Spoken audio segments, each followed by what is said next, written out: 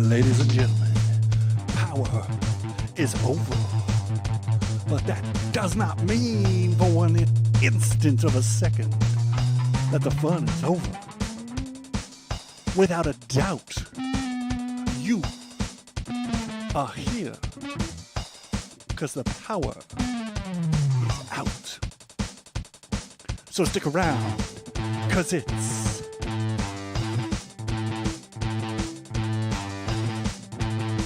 Powerrrout.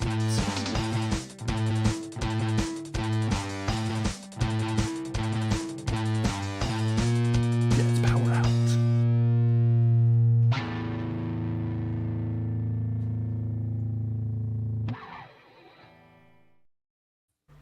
Tuesdays is wrestling here at Love Wrestling. Welcome to the double feature, kicking off with your NWA reaction on Powerrrout, followed immediately by the NXT reaction on NXT. But before we get to all that good stuff, I gotta thank the good people who make good things possible here at Love Wrestling, because support for Love Wrestling is brought to you by Manscaped, who is the best in men's below-the-waist grooming, champions of the world. Manscaped offers precision engineering tools for your family jewels. Manscaped just launched their 4th generation trimmer, the Lawnmower 4.0. So join the over 4 million men worldwide who trust Manscaped with this exclusive offer that we want to offer you tonight. We're going to give you 20% off plus free worldwide shipping wherever you are in the globe using our promo code LOVEWrestling at manscaped.com. Head on over. Your balls will thank you. Now that the bills are paid, we're going to get the show started. Thanks so much for tuning in to the NWA reaction. My name is Zach Ralph, and as always, I am joined by Ella J. Once I figure out how to close solo layout. There we go. I still can never follow that amazing intro, Zach. Thank you. Again, it's in its own bubble. And it's they're great partners. We love working with the people at Manscaped, but there's no easy transition from talking about the Lawnmower 4.0 to jumping into NWA. And I think one day we'll figure it out. Maybe. Yeah. How are things going with you? I am pretty good. I got lots of exciting things coming up, and of course I'm here, happy to be here on Powerrrout every Tuesday. Yeah, it's been great having you weekly. Before we get started, there's been a bit of not a controversy, I want to say, but I want to address the elephant in the room that's been kind of discussed on Love Wrestling social media. Yes, I had a bit of an accident with my hair clippers recently. Every week, not every week, just once a year, I shave it down to a 1 or a 2. But halfway through, I was just shaving my head.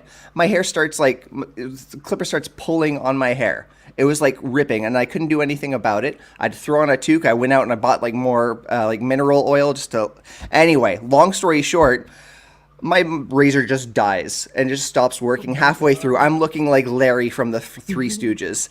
My only other alternative was using my face shaver, and now I'm completely down to the wood. I am this is me now. This is Zach. Yeah, luckily it's doubled in length in overnight because it's very short, but yeah, so I just wanted to get that out of the way. I know Astrid's been giving me a hard time and wanting to. Everyone's been wanting to see pictures, so there it is for the world to see. Thank you so much for hashtag shave your balls or no, shave your head. Yeah, I mean, I considered using the Lawnmower 4.0, but I thought it wasn't really. I didn't. It didn't feel like it's the spiritual purpose of that product, so I didn't really want to infringe on the Lawnmower 4.0. Josiah, hey, thanks for tuning in, friend. Zach, that sounds painful. You might also need to explain what a toque is to American viewers. Yep, that's our Canadian, it's like a beanie, for, winter wear. We call it a toque. Anyway, that's my story. That's how exciting my week has been. And it's only Tuesday, Zach. And it's only Tuesday. But Tuesday also, of course, means NWA, which means we are talking NWA Power. Lots to talk about on today's episode. So yeah, let's jump into that. I'm at the very bottom of my notes. Here we go.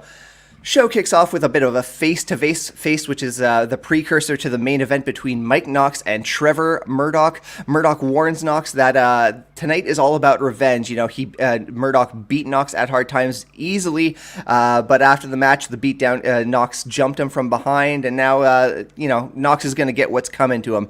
Knox says that he respects Murdoch, but he's not that smart. He says that Trevor Murdoch fell for the oldest trick in the book when Knox jumped him in the cage and attacked his oldest son. And yeah, he says, Murdoch's a tough guy, but he's not going to beat him twice. Sets the tone well enough for the main event. Still don't know why it's an actual championship match, considering, okay, spoiler alert for later in the show. Actually, no. What if Mike won, then he would go after, his ally, Matt Cardona, which I don't, I get it should have been set up you have to go through Mike Knox in order to get a championship opportunity. That makes sense, whatever. But having it for the championship in a if Mike won, then what happens then with Matt? Would he just lay down 1, 2, 3 and then give it to Matt? I don't know. I think 2 weeks back you might have suggested the finger point of doom happening on NWA TV. Yeah. And I think there would have been room for that, certainly. I still don't know. But I mean, obviously that was the main event later in the evening. Trevor Murdoch and Mike Knox later in the evening, and we'll of course talk about that. Absolutely. Shout out to Josiah. Good comment here. His Mike Knox's exact words were, "I accidentally jumped you," which actually made me snicker. You and me both, friend. But it shouldn't have been a championship match. Yeah, I think that's the fair comment, and we agree across the board. Absolutely. So not really much to say about that. Very quick segment. Leaves a lot of a demonstration of poor forethought, because we just talked about, if Mike Knox won, what was going to happen to the bigger championship picture and existing rivalry. But that is what it is. We move on to the first match of the evening, tag team action between the Ill-Begotten and Dirty Dongo and JTG. This was an interesting dynamic for the Ill-Begotten, because you got Captain Yuma, who's still a babyface, but it looks like Rush Freeman and Alex Taylor are kind of verging on stepping on Yuma's toes and putting the spotlight on themselves. They're a lot more aggressive in this match. They're really leaning into heel tactics and whatnot, while Yuma's just pleading with them no, come on, let's do this right. Essentially, the match is JTG selling for a better part of it before he finally gets the hot tag to Dongo. Dongo hits Captain Yuma, who has just tagged himself in, with a Falcon Arrow, followed by a Guillotine leg drop, picking up the win. What do you think of this one? It's great that the dirty, sexy boys finally got their revenge, and I mean, had a proper match. And I'm sure Captain Yuma, though, was pleased that he finally got to wrestle. Unlike 2 weeks ago now, where the Fixers kind of stepped into his role.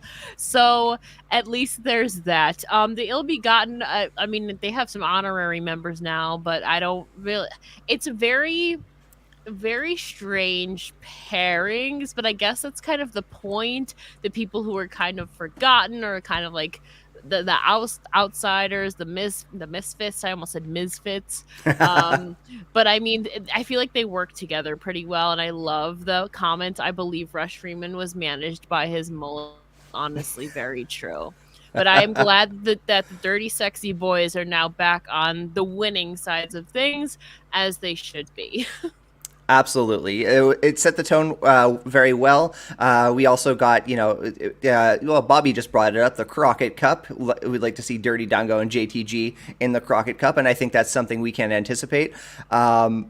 Oh, you know what? I'm conflating the Crockett Cup and Team War, but we do have the Ill-Begotten who are going to be involved in Team War. So, like, we're going to see how that dynamic continues to play out as well. So yeah, moving on, we get a heart-to-heart segment between Kiera Hogan and May Valentine. Kiera talks about how much it means for her to step in the ring with Mickie James as both an opponent and a tag team partner. She talks about how much it means to her to that she aspires to inspire, because she was once a young talent who was inspired by the likes of Mickie James, and now she wants to be in that role and inspire the younger generation of talent. She just says, like, she hasn't been able to beat Mickie, which has put a bit of a damper on her momentum, but she still has all love in the world for Mickie. Fine segment, I was all for it, but like, what was conspicuously absent here, there was no mention of Camille. That's true, especially too since the last time Camille kind of had the one up on Kiera. Obviously, Kiera is the babyface going into this. But Camille Camille really showed a strong poise on the microphone last time and kind of got at it with Kiera. There was really no mention of the upcoming NWA Women's World Championship matchup. So I don't know, but I do like, you have that emotion with Kiera Hogan there, obviously with her connection with Mickie James. So I'm wondering if Mickie is somehow going to play a factor into this championship matchup coming up. Like, will she be in Kiera's corner? I don't know. But I mean, I feel like they should be shifting the focus though, because we had that 2 weeks ago when Camille said that like she's obsessed with Mickie, and obviously now this is a recurring theme here. They've mentioned to Mickie in Kiera's promos and stuff. So I'm thinking now maybe will Mickie James like be in her corner when it comes time for the women's championship match?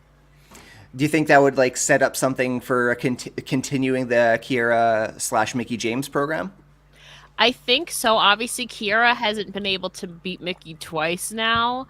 But I think Mickie, I don't think they would have that for a third time, but I think transitioning to Mickie being in her corner, maybe that's the momentum or support that Kiera needs to finally like claim a championship in NWA. But again, I don't know though, because she's contracted to AEW, so I don't know how far they are gonna go with this. Then again, we've seen AEW and NWA crossovers before, so I don't know how full force, but it would really hurt Kiera though if she loses like 3. Yeah, so she lost an Impact Knockouts Championship opportunity. Then they lost an NWA Women's Tag Team Championship opportunity. I feel like it would really hurt her to lose a third championship opportunity in like 3 months. Yeah, I know what I think I agree with what you're saying. I do want to just shout out the comments here. WR Central, best thing about the show, great babyface stuff from Kiera Hogan here. Bobby jumping in, who will challenge Camille at the Crockett Cup. Again, I think there's a strong possibility that this feud does continue all the way till March. Maybe Kiera Hogan does have a match against Camille, possibly at like Power Trip or something to that effect. Although you'll have to excuse me, I think that match might already be scheduled, but all the same, like maybe Kiera comes up short in the next couple weeks, has the rematch at a big pay-per-view at the Crockett Cup, and picks up the W there. I'm just thinking out loud here, but yeah, Josiah agreeing with you here as well. Like, Kiera has to win the third match. Yeah, like she's been winning in like everything that doesn't involve a championship. But like everything else, she's been losing when she gets title opportunities. So something has to give. But again, I don't know if that will happen because she is an AEW contracted talent. So I don't know if she would be able to carry it to AEW, or like, I don't know how that relationship works. So I don't know. That's just semantics though. Yeah, I mean, I feel like this is a whole not to untie, because, like, of course, Mickie James has obligations to Impact Wrestling as well, and like, if you're going to continue the Mickie James Kiera Hogan program, as they are in two different companies in a third party promotion, yeah, that's true. It's interesting. I would like to be a fly on the wall to see how those conversations and creative decisions are being made. But all the same, let's see how it plays out as the old adage says. But all the same, all I mean to say is I'm looking forward to it.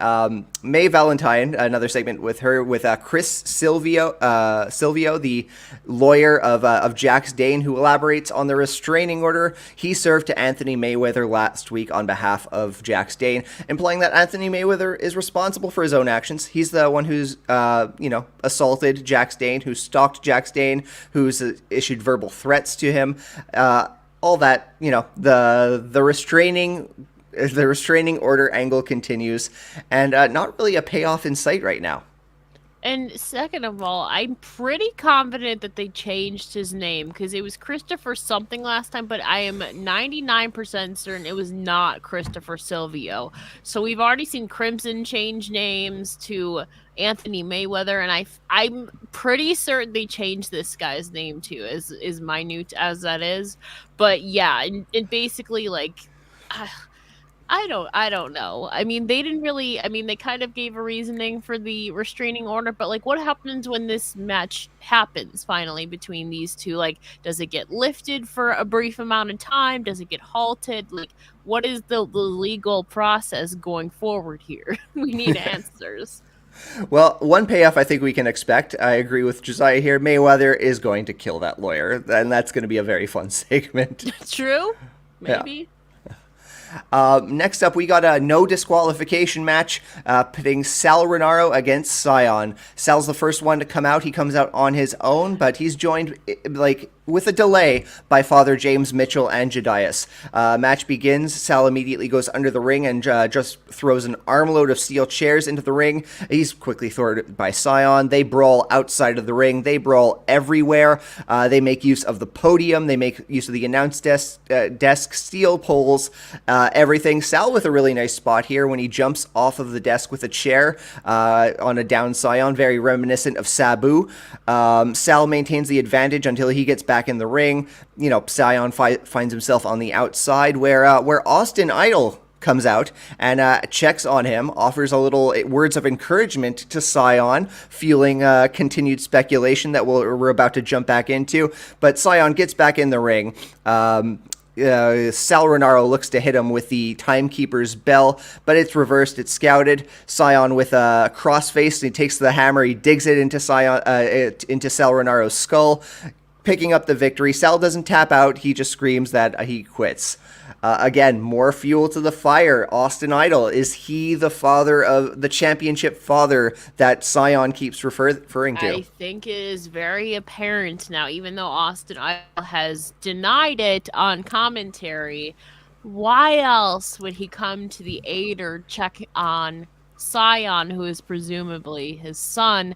And it makes sense. I mean, we've been talking about this for weeks, Zach, and it feels like we're finally getting some answers. So again, I feel like it would make sense for it to be somebody who's kind of already in NWA. And I mean, Austin Idol, I feel like is there, but it's very interesting. Like Austin Idol and Scion are like two completely different, characters, nothing like father like son there. But no. I mean, seeing Sal come out to this whole new crazy, he had the crazy hairstyle, he's just gone nuts, but it's a very vast contrast to what he was like before. But I'm like, it's a very intriguing story with Sal Rinauro, so I'm very excited to see where he goes from here. And of course, moving forward with Scion and Austin Idol, where does that go? Yeah, this was a converging of two very interesting stories, of course, as you just mentioned, Jedias and Sal Rinauro and his, trying to get into the house of Father James Mitchell, as well as, of course, this whole Scion parentage. Who could it be? Again, I think they're leading towards a red herring. I know that they're really just they're beating it over the head right now that it's Austin Idol. That's where all the hints are laying, and maybe it is. But I don't know. I imagine they're going to go in a completely different, shocking direction. This will be their opportunity to bring back another a nostalgia act, another previous NWA legend. Who it is, I have no idea. Top of my head, I can't even think. Maybe. I don't know, Ricky Morton. Maybe this guy could be Kerry Morton's kayfabe brother or something to that effect. Maybe. Yeah, absolutely. Scion Idol story is quite compelling. Have to agree there. Supersonic 1991, thanks so much for tuning in over on Twitch. Whether you are joining us this evening on Twitch, Facebook, or YouTube, thanks so much for tuning in. And please hang around after Powerrrout immediately following this. You won't have to leave the stream. It's going to be NXT, the NXT reaction with Astrid and Ed. Bobby, what do you got? Chris Adonis is wrestling against Anthony Mayweather at NWA Power Trip. That card is shaping up, and I'm looking forward to it. But we got to talk about Team War. We've got a little more details about Team War after what was revealed to us a few weeks ago. We get a pair of commercials. The first one confirms the teams of Strictly Business and El Rudo, Homicide and La Rebellion, The Fixers and Colby Carino, and OGK and Victor Benjamin. They rotate through. They're all just insulting each other, taking jabs. Second video later in the night confirms Idol Sports Management, The End and Rodney Mack, Stevens, Kratos, and Jedias, and The Ill Begotten. Interesting field for this Team War, but without a lot of details, still lots to wonder about. What do you think of this? OGK and Victor Benjamin. That's a team. That's where it's at. I'm super excited, and obviously now it makes sense then why you would get La Rebellion and Homicide, and then you have OGK and Victor Benjamin. Makes sense because a few weeks ago they kind of had this. They were referencing like 6-man stuff, but we didn't know what was going on. Also, hi Bill. It's coming full circle. We don't know the exact details of it, but I mean, Matt Taven made a good point. He's already had 3 6-man tag team championships. He's no stranger to those. So I'm very excited for a lot of these teams coming up and these intriguing matchups. There's 8 teams, right? Yeah, that's what we got from this. 8 teams of 3. Yeah, so I'm super excited. We don't know the brackets yet, but there's definitely some interesting and wacky teams at the same time. Yeah, I am looking forward to this. I question putting it so close to the Crockett Cup, having 2 team-oriented tournaments or whatever the Team War is going to look like. There's a little bit of a, worry about diminishing returns for when it comes to doing these team-oriented, events one after another. But we'll see how that pans out. One team I'm very curious about, and this is mostly because of what happened a few weeks ago. A few weeks ago, we had a segment where The End were talking about the 6-man tag team titles. That was the first we ever heard of it, and it was very off-putting. We didn't know what was happening. And they introduced their partner, Jack Stane. Now, I have all the time in the world for a team of The End and Rodney Mack. That is a hell of a team. But this whole Jack Stane and The End thing was just left to the wayside, and I feel like it's another example of just like their level of disorganization in the NWA. Yeah, and Jack Stane is the one with Anthony Mayweather, right? Correct, yeah. So they've obviously diverted from that. So yeah, some of it like doesn't line up. And I mean, they film stuff like in the same day and like have to it together. And like I said, I think that lawyer's name change, like I don't know sometimes. Yeah, there's many instances of the left hand not talking to the right.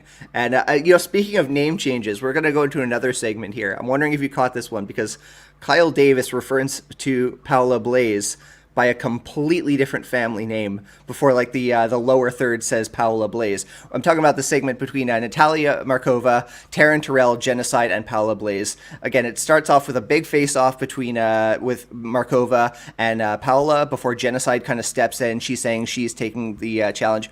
But all that to say, like before we talk about the segment itself, Kyle Davis calls Paula Blaze Paula Mayfield. And then like, again, lower third saying Paula Blaze. So that's her real name. She's on 90 Day Fiance. That's like her real name, but she goes under Paula Blaze in like wrestling. So it would make sense why you would confuse it because I still call her Paula Mayfield, but it's getting used to Paula Blaze in NWA. So like that's her real name. So like that's not like a complete miss. Like on social media, she's Paula Mayfield. Okay. But sometimes maybe it honestly probably just slipped because that's her real name. I completely missed that too. I know her as both. I didn't even put two and two together when you said that. But yeah, so Paula and Natalia are kind of going at it, but Genocide is the one wrestling Natalia. And maybe is it one thing you have to get through Genocide to get to Paula first? Or I mean I love this dynamic though, but it appears that Genocide and Paula have already made up, even though last week 2 weeks ago, Genocide did not want to talk to her. She was very hesitant. And Taryn Terrell had to kind of be the mediator. But it seems that they've made up. Yeah, yeah. The segment was a little bit disorganized because like I didn't know who like the main conflict was between, and like you said, maybe Markova has to run through Genocide before she gets to Paula. But I don't know, just something wasn't clicking in the segment. Big fan of like the trio of Taryn, Genocide, and Paula. They have amazing chemistry, and like these three very different characters are complementing one another so well. And I was a little bit let down. Just the energy was, it was just a little off. You know why? Because we barely heard from Taryn. That's why. Yes, we didn't have Taryn to right the ship. So we got a 90-day fiance shout out from the Wordsmith, who is apparently a big fan. Didn't know that about your friend. Bill jumping in. Well, Taryn Terrell, again, she hasn't really stepped into the ring in like a long match or anything. She might have been like in a tag team match at some point, but mostly she's just working as a manager. She's amazing. Her character is so, like, you should have seen her in that backstage segment 2 weeks ago. That was honestly like my favorite moments of the night. It was great. Well, again, now that NWA is transitioned to putting Power on YouTube 3 or 4 days after it initially airs on Fight, that's one worth checking out. From 2 weeks ago, I believe it was, Taryn Terrell solving world peace and then deciding she's going to go solve the climate crisis. So you got this, Taryn. We need you to get this for us. So yeah, we move on. We got a promo confirming the Crockett Cup, which was announced earlier this week. It's going to be taking place on March 19th and 20th. It looks like we have another 2-night pay-per-view to look forward to. So far, the 4 teams confirmed are the British Invasion, Strictly Business, La Rebellion, and Jay and Mark Briscoe, the Briscoe brothers. Both in NWA and outside of NWA. Who do you want to see in this tournament? Ooh, can you give the people a rundown one more time? And plus myself, I need a rundown one more time, please. By all means, we got British Invasion. That's Aldis and Douglas Williams. Strictly Business. I believe it's going to be, well, there's only 2 members left. Of course, it's going to be Latimer and Adonis, La Rebellion, and the Briscoe brothers. Gotta go with British Invasion there. They're so good. They're so good. I'm so happy that they're back together. There's also a lot of wrestling happening on the 19th. Like, there's Elimination Chamber, there's No Surrender for Impact, and there's NWA. There's a lot going on that day. My goodness. Wait, March 19th for Elimination Chamber? Oh, you said February, I thought. Did I? Sorry. I'm sorry. I thought you said February. I very much might have. Please excuse me. I'm a bit discombobulated this evening. All good. Yeah. I'm really hoping that this whole NWA and AEW soft partnership kind of manifests for the Crockett Cup, because if there's a team that belongs in NWA programming, it's FTR.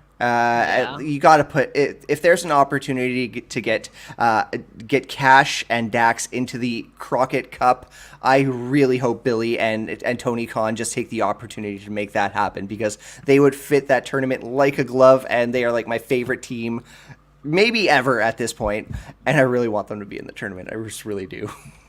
Manifested, Zach. I mean, who knows? I mean, we've seen this Forbidden Door be crazy very recently, so who knows? Never say. Oh, I'm certainly not saying never. Conrad, Everything Pro Wrestling. Hey, Zach and Ella, how are you both doing? I am doing well, Conrad. Thanks so much for stopping by. Jules. Yeah, this is a very good point. I saw an open call for the Crockett Cup, and I may or may not be working on a highlight package to get the Dad Bod Squad into the tournament. Friend, once you get that packaged and rendered, you let me know. I will share the hell out of it. But if you face off with FTR, I will be rooting so hard against you, friend. And I'm very sorry about that in advance. Oh my God. Yeah, we've got predictions already rolling in. British Invasion wins the Crockett Cup, says Supersonic. Bobby jumping in. I would like to see SOS from Shane Taylor Promotions, Khan and Moses for the Crockett Cup this year. Yes, Lawrence, you can go back to the top of the broadcast where I showcased my bald head, and I'm not doing it again. We are talking about the Crockett Cup, and it's a very exciting tournament. Cannot wait to see it unfold and cannot wait to learn more details about it. But we move on. We've got the main event of the evening. NWA World's Heavyweight Championship match. Trevor Murdoch defends against Mike Knox. This is aggressive from the get-go. Two big men just wailing on each other. Murdoch has just taken the fight to Knox, and he's able to do so until Matt Cardona comes out with the distraction out by ringside. From there, Knox is able to run Murdoch into the post and continue to target the arm. Really good psychology here, just like fully on attacking the arm for the remainder of the contest. Murdoch fights for the advantage, but his punches are far less powerful. Unfortunately, we get a bit of a botch finish because Trevor Murdoch goes for a schoolboy. The ref counts it as 2, even though it was clearly supposed to be 3. Immediately right after, he goes for a small package, and there's the 1, 2, 3.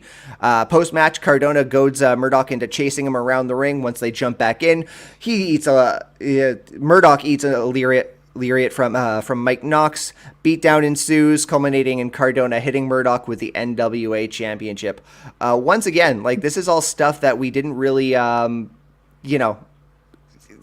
this is all stuff that couldn't have happened, kayfabe speaking, if Murdoch had lost the title to Mike Knox.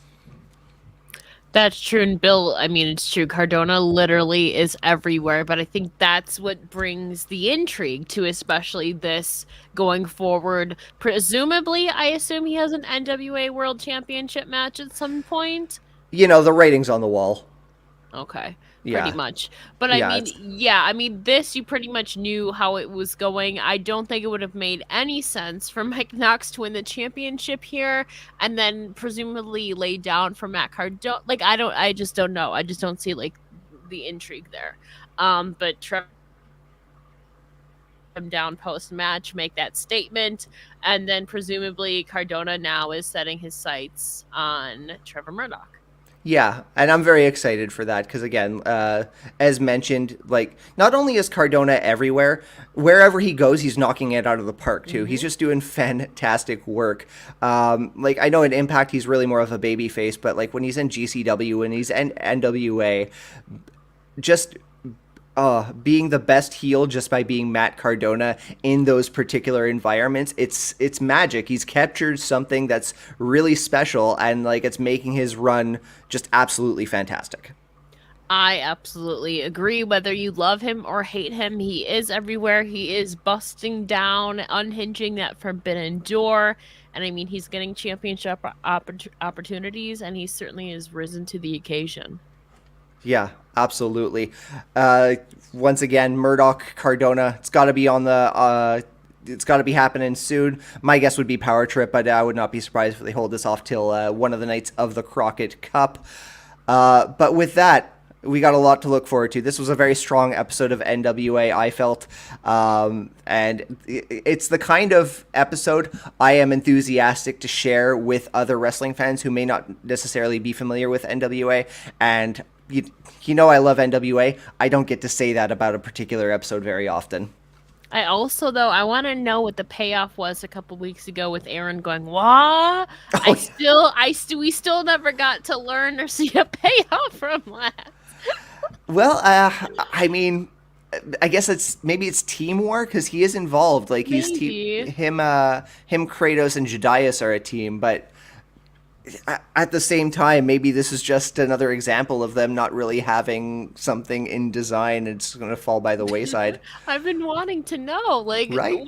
I've been wanting a payoff, but we'll see. I mean, obviously, there's other things that they have to kind of follow up on, like the stuff with the Hex and then what 2D Lynn and Kylie that they kind of have to follow up on. Maybe next week we'll see something, but very easy watch. Yeah.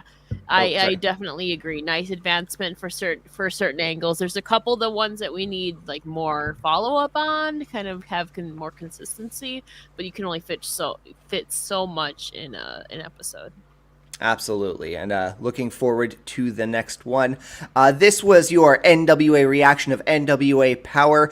Please stand by. Do not leave this stream. You don't have to go anywhere because Astrid and Ed are going to be here to talk about NXT on NXT here on Love Wrestling. Before we go, Ella, why don't you drop your social media handles first? Well, it's actually very nicely displayed right below here at It's Ella J on Twitter. And if you go to the link tree in my bio, you can follow all my links to all my podcasts and Instagram and everything. So that's the easiest way, though. Excellent, excellent. You can follow myself on Twitter at SmarkMouth, on Instagram at Smark.mouth, and you can follow my main project, the Smark and Friends podcast, at Smark and Friends on Twitter. This was Powerrrout. Stand by for NXT. We're going to be back next week. Till then, friends.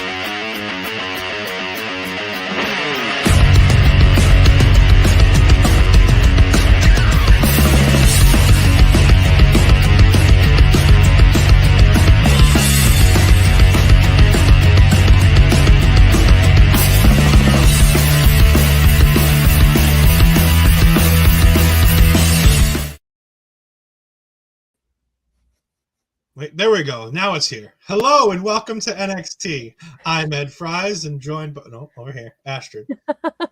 Astrid, how are you doing? I'm okay, but I'm glad to be here. It was a nice night of NXT to get distracted. I'm glad to be here with you too. It was an NXT. NXT. They turned the calendar of February, and NXT was like, "Oh, Valentine's Day is here," and boy, are we aware that Valentine's Day is coming. Oh boy. Oh boy. Yeah. But yeah, no, we had a great little episode. It flowed a lot better this week than it did last week. A lot less of the things that make us rip our hair out when it comes to NXT and all of the back and forth stuff. Astrid, I'm not going to let you cheat and pick all of it. Dang it.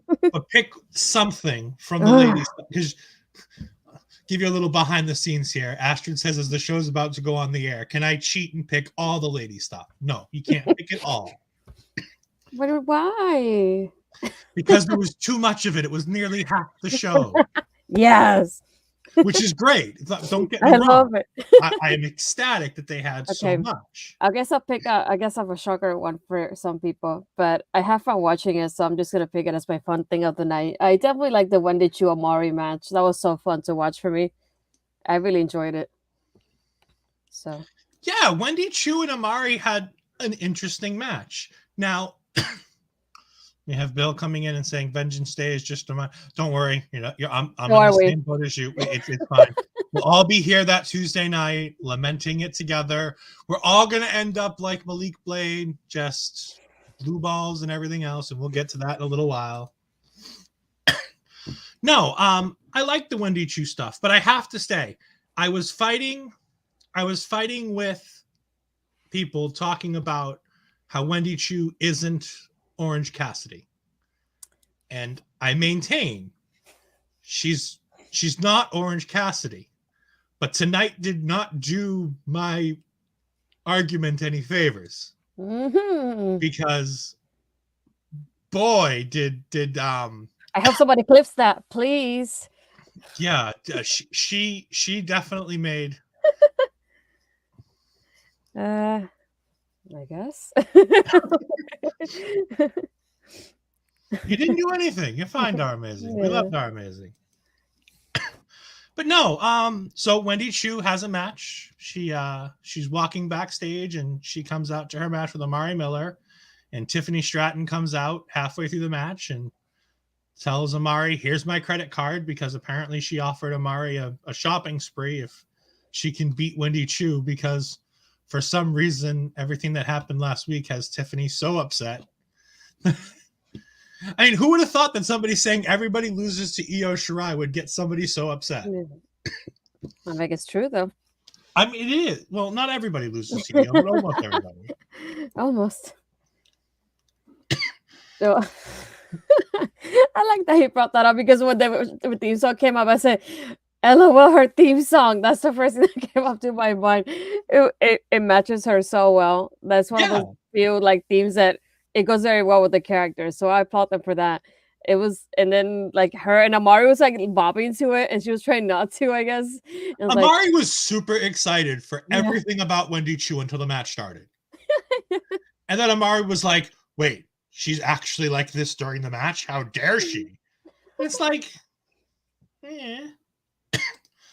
Bobby giving us a little heads up here that Amari Miller and Lash Legend teamed last week on 205 Live against Valentina Feroz.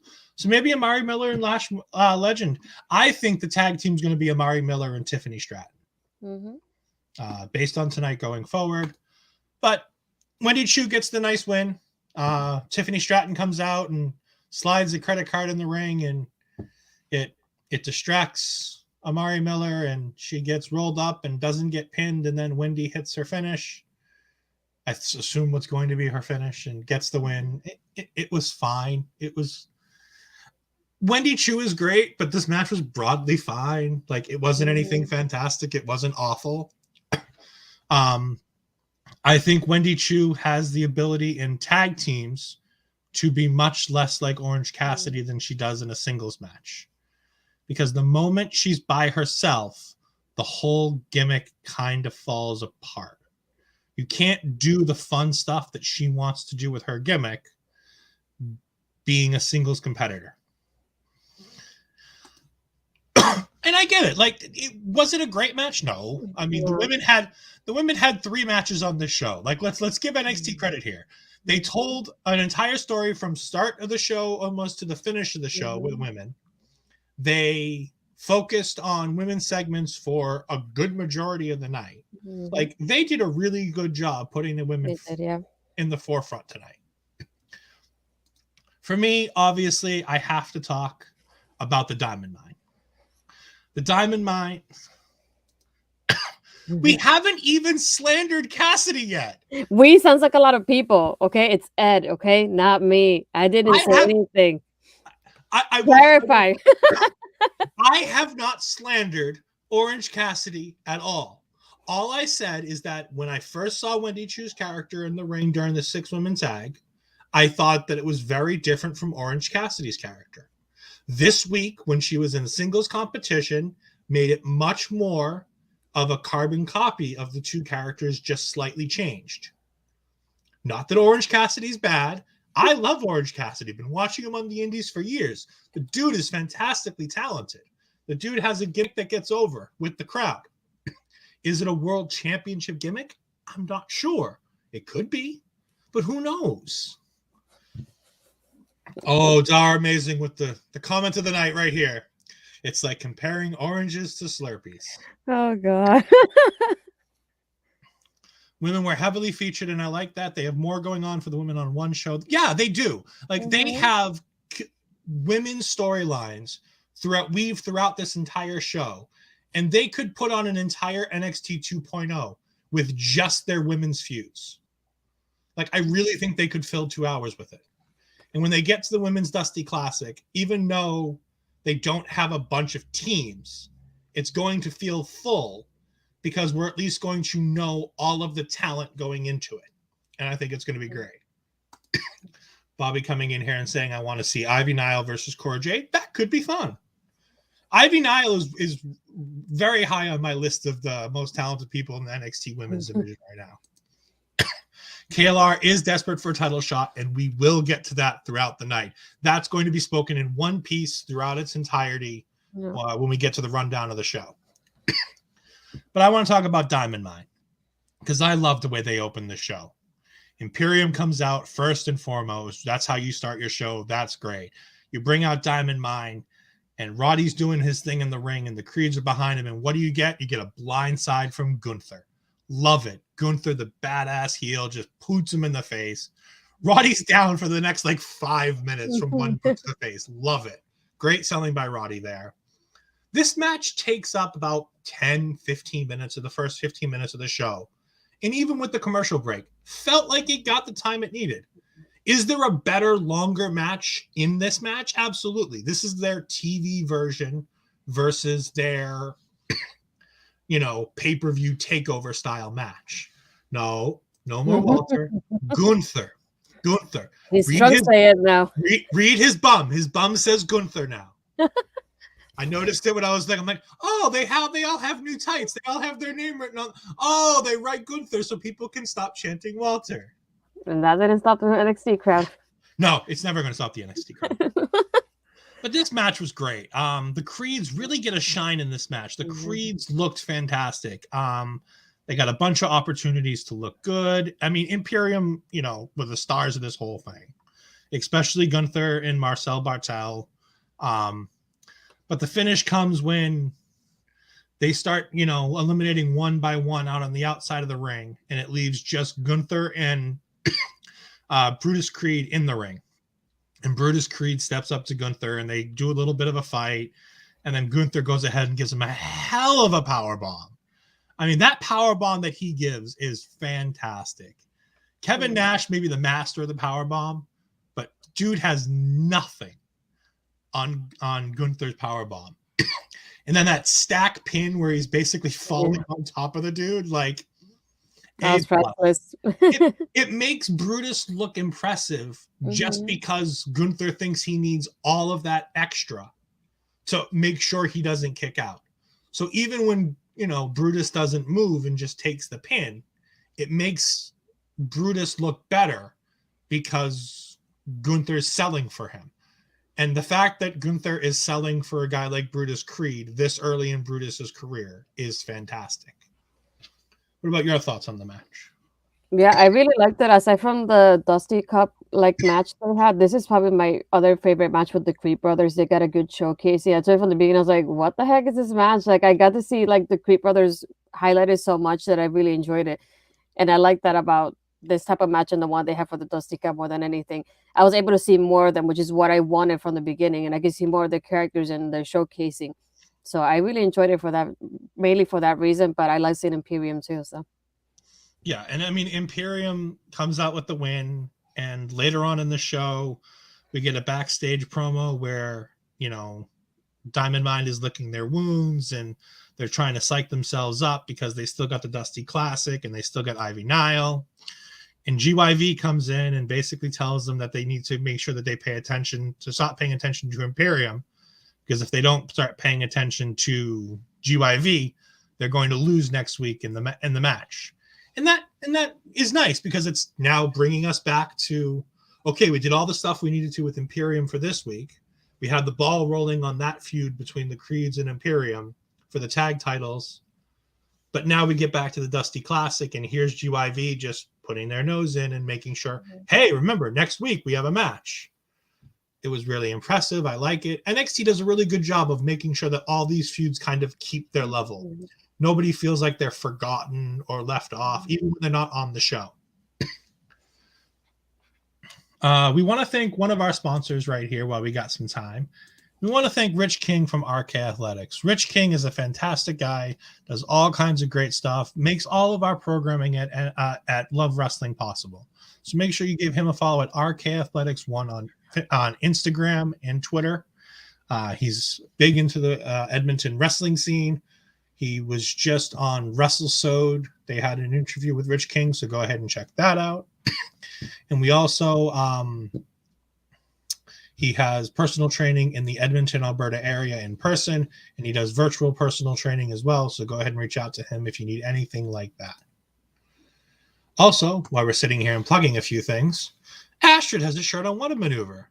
So if you want a shirt to be just like the natural Astrid Pizarro, you can go ahead and go to whatamaneuver.net/collections/love-wrestling-ca, and you can go ahead and find the natural Astrid Pizarro section. And you can go ahead and get your tank top, your hoodie. Don't get B2B, get mine. Forget B2B. Down between two beards. Like, I'm sick of this. Pluggo's sitting here. He's bringing in all his friends, Alex Kane. He's bringing in his friends from Impact Wrestling, Sam Beal. No. Spencer's got Holden Albright. And make sure you check out Love Wrestling on YouTube at youtube.com/Love Wrestling. And there it is up here. youtube.com/Love Wrestling. And you can catch Holden Albright's match from Change the Game that happened in October. You can catch that match in its entirety on our YouTube channel. That was dropped this Monday. Mm-hmm. We're also plugging stuff on our YouTube channel. Astrid, I think you did a thing on the YouTube channel just recently that you want to plug. Did I? No, I'm kidding. No, I had my interview with Ruby Reyes, aka Razor Pops. So it's on the Twitch and the YouTube if you guys want to rewatch it. We chat about intergender wrestling and even tells us the breaking news that she's part of WoW too. So congratulations to her. Oh, let me taking a screenshot of this. I can share it in the chat. Hold on. There you go. I'll leave it up. I'll leave it up the rest of the show until we need to just pop up other comments. But unfortunately, we do. If you hate Gibson shoes off, I agree. I love that has made it through to the indie crowd over at what used to be Full Sail. Now it's a CWC. And no, Roddy doesn't fit with 2.0, but that's the whole point of this thing is he's getting over the Creeds. He's getting over Ivy Nile. They're using him as star power to get Malcolm Bivens some popular reputation so that they can, when they eventually decide to move Roderick Strong either to the main roster or, unfortunately, probably release him, that Roderick Strong has done what he needs to do to put over the next generation so that they can use that momentum to go ahead and do some wonderful things for Diamond Mine. So after the Diamond Mine segment, we had LA Knight backstage cutting a promo and Grayson Waller talking about the restraining order and everything else. And Joe Gacy comes up and says that LA Knight has anger filling his heart. We don't need to worry about that because Harland had some issues with the restraining order in the past, but Joe Gacy was able to help him. And I can help you too, just like I did Harland. And LA Knight says, you know what? Why don't we all go into the ring and we can handle this and I can have 2 more restraining orders when I beat the hell out of you two. And we booked the match later on in the night. It'll be LA Knight versus Joe Gacy. Any thoughts, Astrid? I didn't know what to expect out of this one when I saw them together, but it was an okay match though. I guess I didn't enjoy it as much as I thought I would, but I like seeing LA Knight, so it doesn't matter. Yeah. Now here's where we're going to do all of the Toxic Attraction stuff throughout the night in this one segment. So sit down, grab a drink. I have my water. I have my Sunday brunch mug. So Toxic Attraction is shown backstage and they get ready to come out. And then when they get out there, they do the whole Toxic Attraction entrance. And Gigi Dolan and JC Jane run down Indy and Persia and talk about how at Vengeance Day they're going to have the ladies tag team title match. Great. Good. To the point. Girls got the thing over. We can move on. Mandy's about to speak and KLR comes down with her bat. And she goes ahead and says, Mandy, it's time for me to get my match. And Mandy's like, no, you get nothing. You have no reason to get a match. I refuse to give you a match. Nothing for you. So KLR says, well, then I'm just going to come in the ring. And Mandy says, if you go ahead and put the bat down, I'll send the girls out of the ring. KLR accepts. She tosses down the bat. And she goes ahead and Mandy sends the rest of Toxic Attraction to the outside. Now, here's where things get interesting. And we'll talk about at the end what we feel about how all this went over. But we'll go ahead and do this now. KLR talks about how she was a 600-day women's champion in NXT UK and how she's come over here and now she wants to have the NXT Women's Championship. And Mandy Rose goes, I don't care about your accomplishments. Let's listen to mine, where she raffles off that she was on multiple billboards for national and multi-worldwide companies. She was on more than 7 covers of magazines. She was a bikini world champion. But yet she says nothing about her in-ring career. Because as me and Ashton were listening to this, we're going, what accomplishments is she going to talk about? So we find out what the accomplishments are. And then KLR says, the only accomplishments you have here is falling down at WrestleMania and kissing Otis. And I'm like, well, kissing Otis is a nice WrestleMania moment. I love that moment. I thought it was great. Mandy then says 600 days as champion mean nothing when you look like Mandy Rose does. And then KLR decides to deck her, and Toxic Attraction run in, and KLR goes outside and gets the bat, and she runs off Toxic Attraction. Later on, after a commercial break, we come back to Toxic Attraction, and Mandy Rose is like, no, I'm definitely not giving her this match. Like, why are you asking me this? You're silly. I already said no. So JC Jane and Gigi Dolan get into the SUV. Mandy finishes the interview. She goes ahead, tries to get into the driver's seat, and she can't. Somebody then gets into the driver's seat, and it's Kaylee Ray, and she says, Mandy, I'll be back. I've just got to go handle the girls. And she drives off really fast, and she steals Toxic Attraction. We continue throughout the night, where during the Saray match, we have Mackenzie Mitchell say that Kaylee Ray is back, and now she's looking for Mandy. We're going to slightly skip one of these segments because we're going to talk about it later in more detail.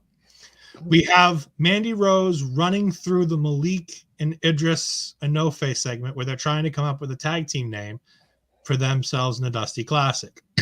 Kaylee Ray is at this point now chasing Mandy Rose throughout the building. We move forward. After the... Where is it?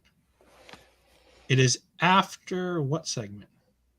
After the main event, the return? No, after Draco versus Andre Chase, Mandy Rose is still running from Kaylee Ray, but she's finally gotten away. So she grabs a bottle of water and drinks it while she wonders where Toxic Attraction are. But she doesn't have enough concern that her friends have been kidnapped.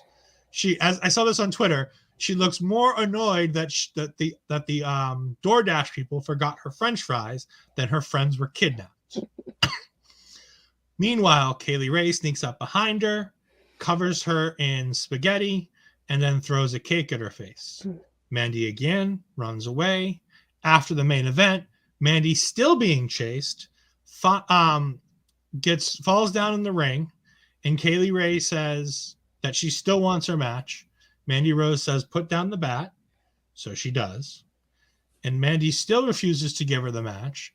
And KLR says, well, screw it. I don't even want the match at Vengeance Day anymore. Now I want it next week, and gives her a KLR bomb.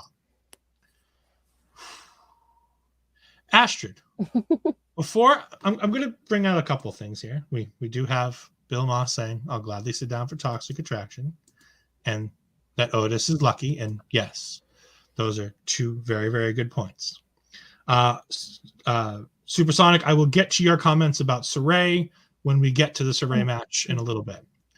Your thoughts on Mandy Rose and her character and everything that we saw from her tonight? I like one aspect of it was like we got them through the whole night. So we literally had them from beginning to end mostly. And I didn't like the part, first of all, the part with like having the spaghetti and the cake. It's just like, what is it with the ladies in food lately? I have no idea why they thought that was a good mix. It's Whatever that is. typical WWE not being Yeah. creative enough to find funny things to do without water and food. Yeah. Yeah, just like, you're a pretty girl, so might as well you're offer with food. I guess that's the best thing we could come up with. I have no idea. It just reminds me of the Tony thing with the pie. It's like, what's the point in that? I don't get it. But yeah, like we mentioned, when she says her accomplishments, I literally was thinking, I was like, what has Mandy accomplished in WWE? I kept thinking, well, she wasn't in the chamber for the tag team titles. She was the first woman eliminated in the Rumble, and does that count as an accomplishment? And I just, I kept debating it. And then I thought, I was like, I should have thought about it as her character, though, and I didn't think about all the things that she mentioned. Like, I guess those are accomplishments. Good for you, Mandy. But overall, it just, being a lady watching this, especially like characters like hers, for example, just like they don't sit right with me in one certain aspect. It's just the body issues. Because at times we give that message that because she looks like that, she's hot, and if you don't look like that, you're not hot, kind of thing. And it's like me being like, I'm a curvy girl, so seeing somebody like that just makes me feel like crap at the same time, because I'm just like, forget about me, I don't look like her. So it's just one of those things that when I watch WWE, I don't want to think about my body issues. It's one of those things I want to get away from, but they get brought up in things like this. It was just unfortunate for me, obviously. Sometimes it could be a trigger, but it happens. And it's one of those things that I wish it wasn't an aspect of it, but overall, I like that they were like involved through like the whole thing tonight, though. And it added more to the ladies and what the coverage they had tonight. Yeah. Obviously, I mean, I'm a bigger guy, and we'll talk about her later, but my new favorite women's division wrestler is now made her NXT appearance, so we can start talking about Nikita Lyons and my love for Nikita Lyons, because my God, New crush alert. Oh yeah, definitely new crush alert. But with Mandy, I like how they've decided that she's comfortable with this character. Mm-hmm. She feels good about the choice that she's making. She's willing to do the things that she feels she needs to do in these storylines, and that they're leaning into it. Whether it's good or bad is an entirely different subject. Now, NXT has never once said that she's the only type of beautiful. That's the one thing I will give NXT.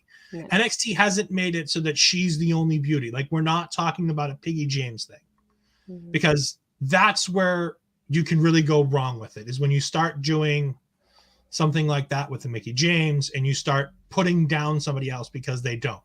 With Mandy's character, while she says that other people aren't as attractive as her, it hasn't been weight related. It hasn't been, things like that. At least with Mandy, it's been, I'm beautiful and I'm at another level of beauty. And, right, wrong, or indifferent, they're leaning into an aspect of her character that she feels comfortable with and that they can monetize in a way that she's comfortable. And as long as she's comfortable, and again, I'm going to continue repeating these lines, as long as she's comfortable with the positions they're putting her in, I don't see anything wrong with it. They've done a good job of towing the line, with like what you're talking about with the trigger warnings, where they're not making it so much I'm pretty, you're ugly, as she's making it, you're talented, but I don't care about your talent, because your talent means nothing when I'm as good at looking as I am. I'm going to get all the opportunities anyways, which is a problem in the real world. So it's bringing in elements of the real world to make Mandy Rose's title reign make sense, which is good, because at least they're giving her character a direction. Now, again, can people not like the direction of this character? Absolutely. Are they going to make all kinds of silly mistakes like Malik Blade, like the cake and the, and the spaghetti? Yes, they're going to be WWE and they're going to do stupid things that go along with it. That being said, there's room for these kinds of characters as long as you put them in their own place without making others feel bad. And it's a careful line to draw, because you're going to alienate part of your viewership, or you're going to make Mandy Rose an uber heel. You just don't want her to be an uber heel at the expense of others' feelings. You just want people to dislike her. Yeah. And this character can do that. And she's on a different, for those who say she's similar to Carmella, she's not. Because Carmella is like, I'm the most beautiful woman in WWE, but she has a list of accomplishments that back her up in the ring. Yeah. Whereas Mandy Rose right now is, I'm the NXT Women's Champion, and that's my only real wrestling accomplishment. But because I'm beautiful, I've done all these other things outside of wrestling that have made me valuable to the company. And that's not necessarily untrue, because the face of a company needs to do different things. There are multiple, granted, love it or hate it, but in the Attitude Era, in that late 2000s era, WWE had a relationship with Playboy for a reason, because it brought in a particular audience that they were looking for their women's competitors at the time, because they weren't worried about how talented you were in the ring. They were worried about getting ratings, and they were worried about eye candy.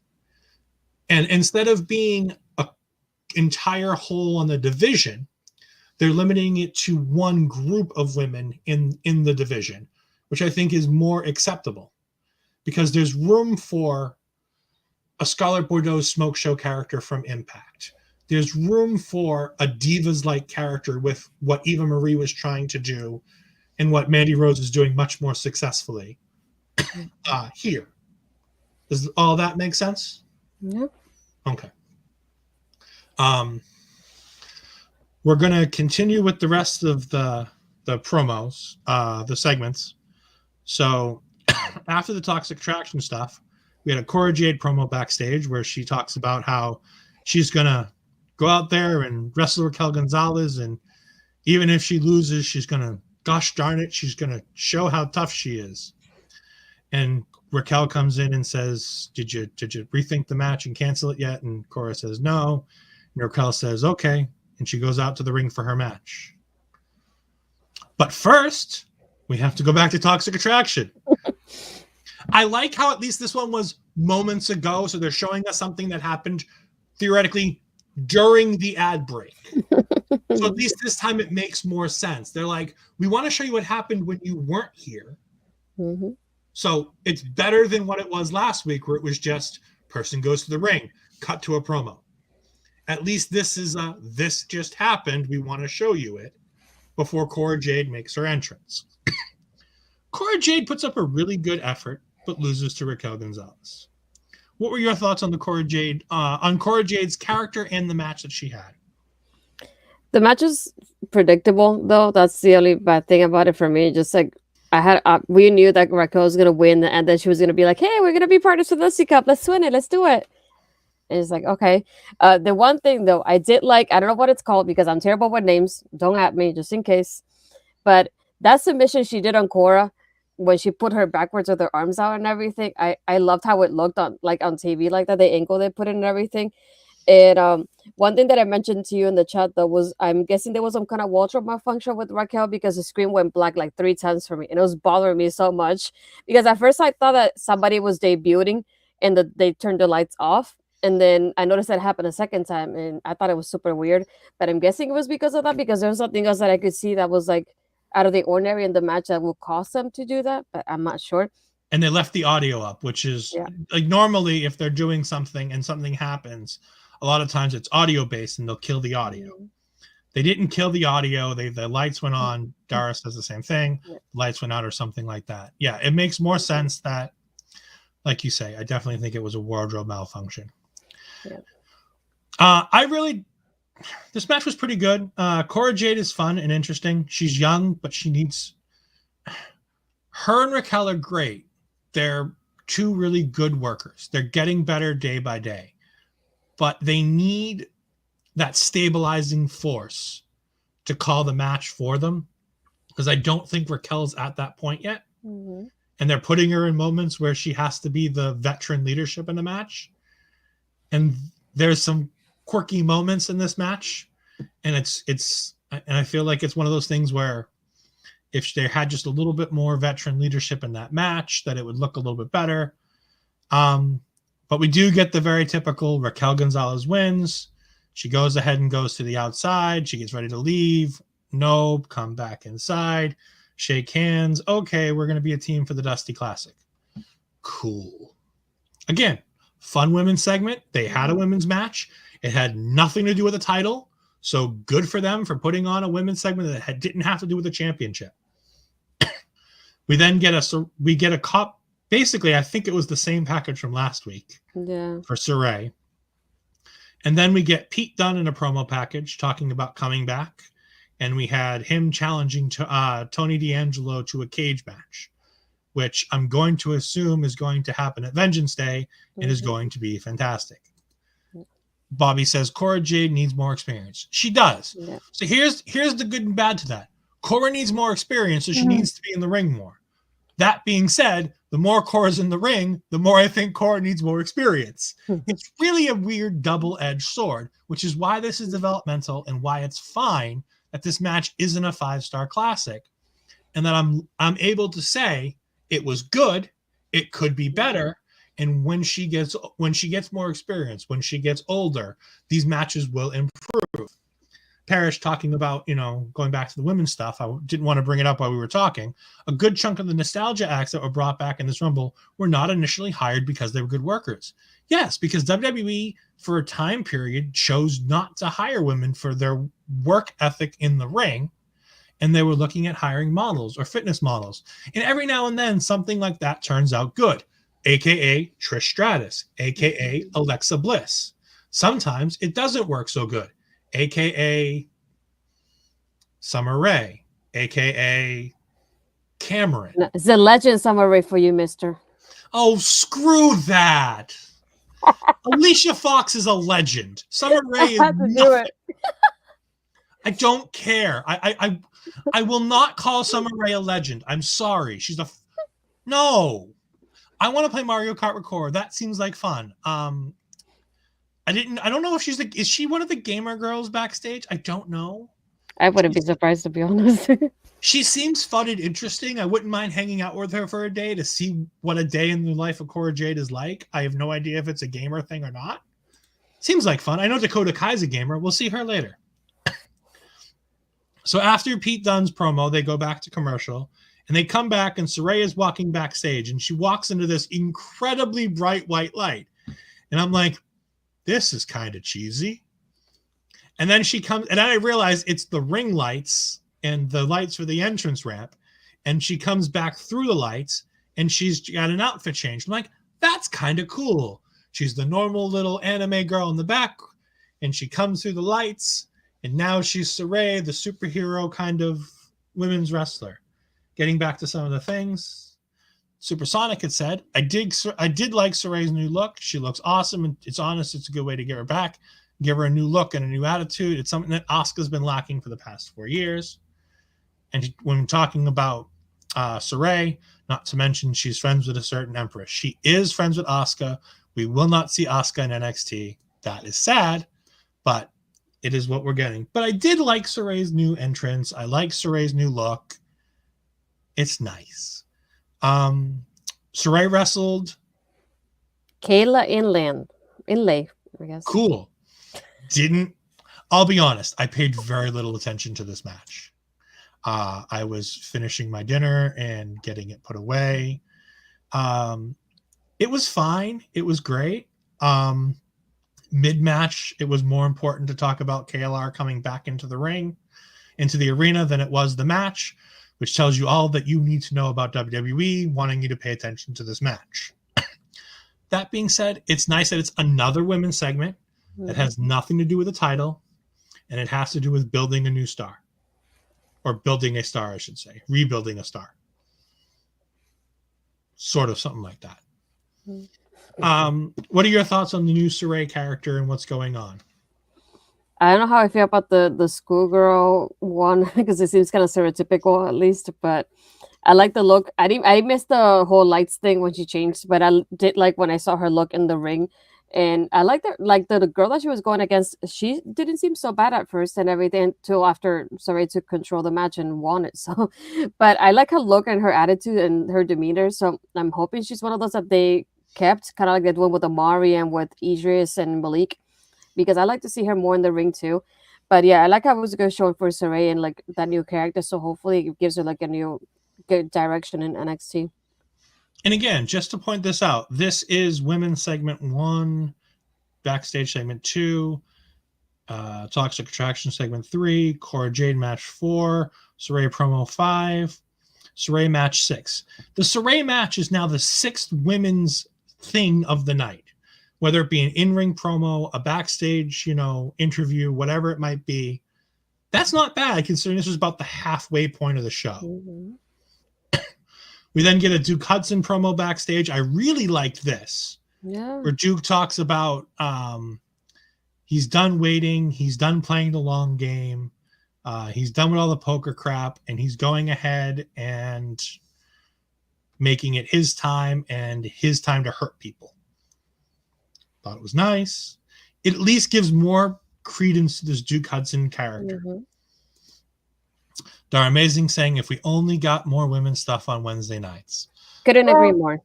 Well, it is what it is. They're going to make women they're going to make women a forefront and a focus. They're going to make sure that the women are on the same line as the men, and they've not done their job. I don't watch. I can't really talk about it.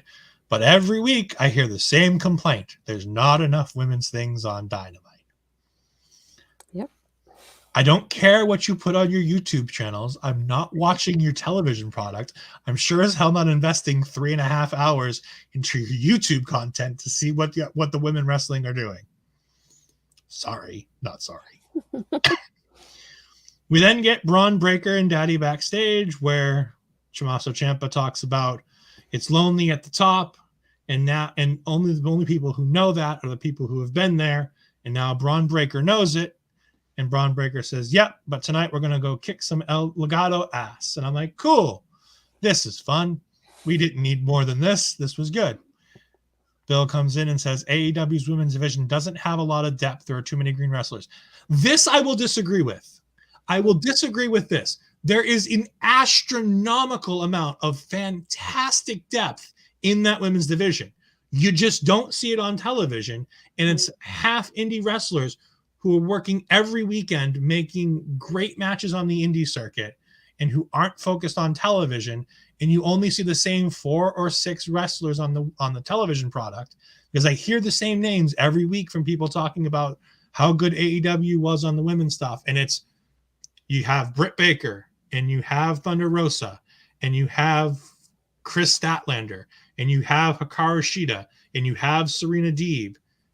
And Ruby Riott, and Jade Cargill.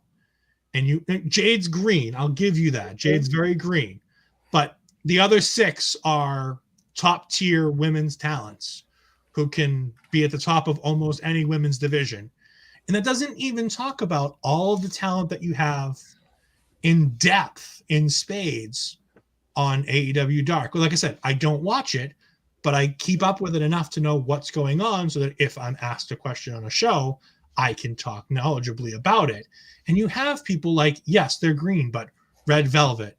You have people like Masha Slamovich, who's been there before. You don't have Swole anymore. She's they got Julia Hart, though that's kind of new. Anna Jay is kind of new. I has a little bit of experience, but she's kind of new too, so depends. Yeah. Yep, Layla. Legit Layla, her like I know she's there sort of in like Legit Layla and Masha and things like that. Like I know they've all. No, Masha's in Impact now officially. I know she's in Impact now, but she's been there before a couple times doing a couple things. Bill Moss pointed out something that I made sure to mention. Ciampa was still eyeing Goldie, and he grabbed it and he looked at it, and then he put it on Braun's shoulder. Yeah. Again, there wasn't a whole lot to that, so we're just going to kind of move on. We then had Trick Mello, and this is where my heart filled 3 sizes too large. Oh, I love me some Trick Mello. Trick Mello comes out, and they start doing their thing, and they're fantastic. Trick is very good at what he's there to do. Carmelo is just so smooth, and he does his thing, and you're like, oh, cool. And you're like, he's insulting people. He's insulting people, but it doesn't feel like he's insulting people. He's just speaking. And then he talks about hanging out with Ollie J. And I'm like, can we please forget Ollie J? That was the worst thing on the show last week. It literally took up, 10 words on our review? I literally said Ollie J performed, it was bad, and we moved on. Again, digging into that thirsty and, NXT After Dark kind of feel, Carmelo was making some hand motions while he was talking about hanging out with Ollie J. And I'm like, please, just leave her alone. Just write her off. Cameron Grimes then comes out and makes the segment so much better. And they go back and forth, and it's great. And at one point, Trick Williams calls Grimes slimy, and Grimes stops him mid-flow and was like, no, I'm not slimy. I'm grimy. That was great. He talks about how Mello is saying that nobody cares about Grimes, but the whole crowd at that moment was already chanting to the moon. They're amazing. I love this idea. Can we make 205 into NXT After Dark? Oh, NXT After Dark is already happening on NXT. We then get Trick literally laying down a freestyle, what feels like a freestyle rap, just going at Grimes and talking about his mama and his daddy being a bootlicker and all kinds of other things. And Grimes goes, I don't know half the things you said, but am I facing you or am I facing him? And this is the moment where Hayes is like, all right, cool. Trick, just get back and let me take care of this.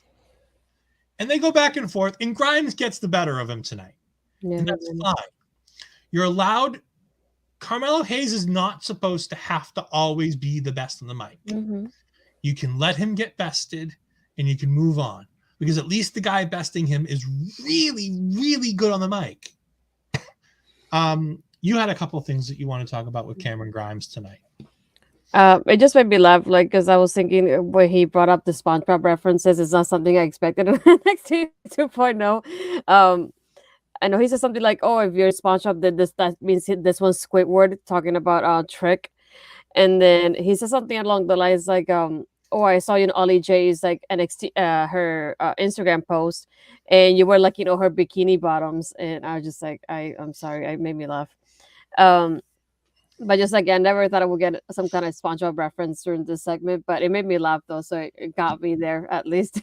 But yeah, I like how Cameron took control in this promo, and it was more the way he responded. It caught my attention more than Carmelo's tonight, and I really enjoyed it. I feel like we need more Cameron doing that. I wouldn't mind doing that every single week, to be honest. But I really enjoyed him. Yeah. And Dar Amazing, as always, being the rock star that they are. Trick's line, you a bum, your mama's a gold digger, your daddy's a bootlicker. I mean, but what I love about this is none of this makes Hayes look any worse. It makes us want to see the match. And they didn't have to fight. Like, they're able to just cut promos and have fun. Also, Hayes is like super bulked up. I don't know if he's always been this way or if this is something new, but Hayes has guns. I never noticed them before. But it's fantastic. We now get to the Manscaped segment of the night, which is Malik and Idris. Oh God. All right. Hold on. I think I have something here. We're gonna put this up, and I'm gonna not make it a ticker. Hold on. Just so I don't end up in Spencer's office. Viewer discretion is advised. Is this part of the plug thing from the weekend that was like after dark? Love wrestling after dark. This is going to continue the Love Wrestling After Dark and the NXT After Dark stuff. But here we go. So Malik and Idris and Ofe are backstage, and they're trying to come up with tag team names. And neither one of them want to be the second in the name. So Idris first gives Idris and Blade.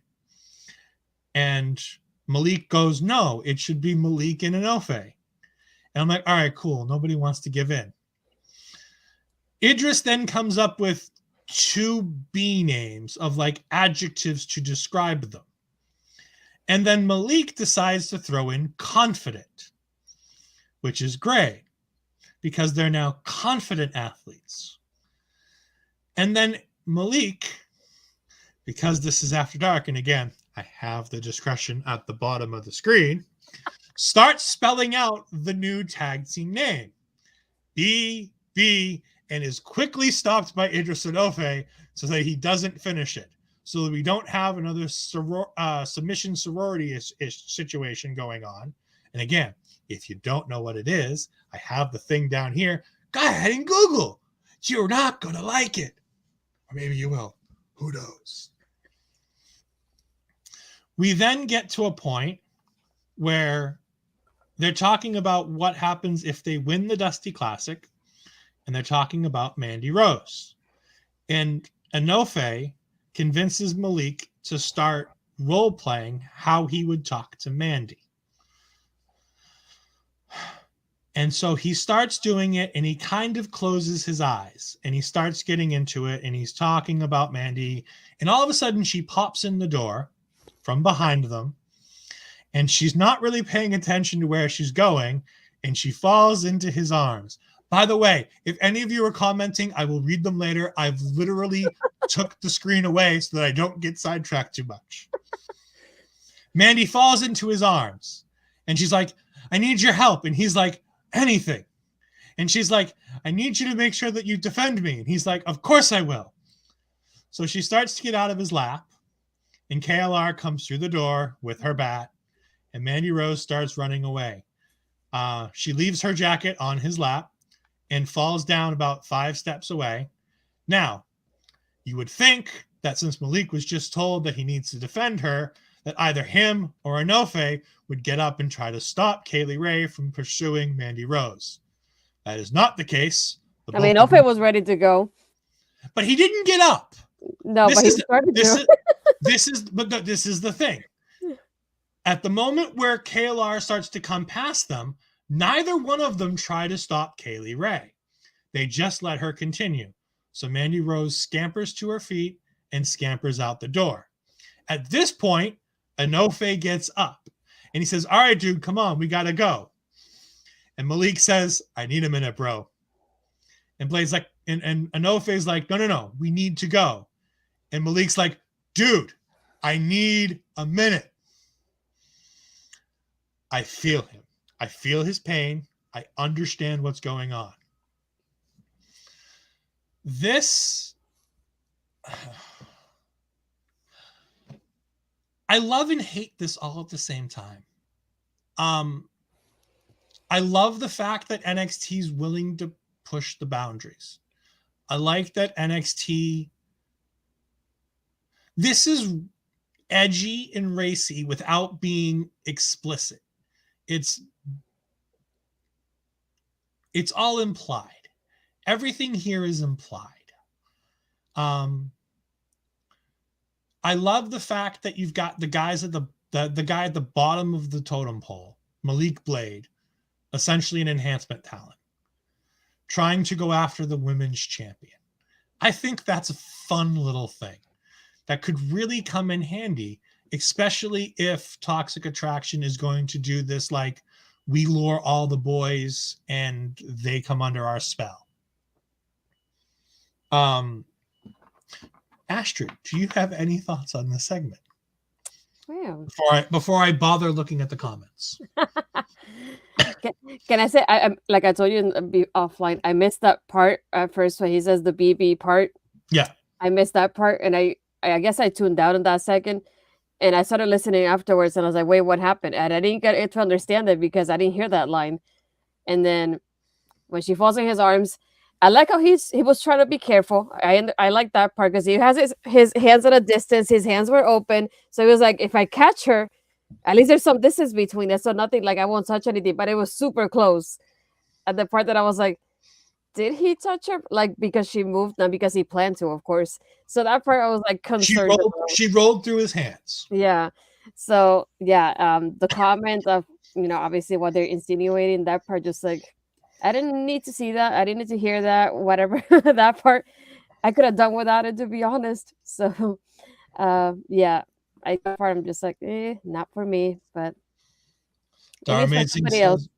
Dar Amazing says, "Oh, we're getting TV 14." Sorta, kinda. What's wrong with the British There's nothing wrong with the British Broadcasting Company. They are fantastic. Doctor Who and Luther are fantastic shows.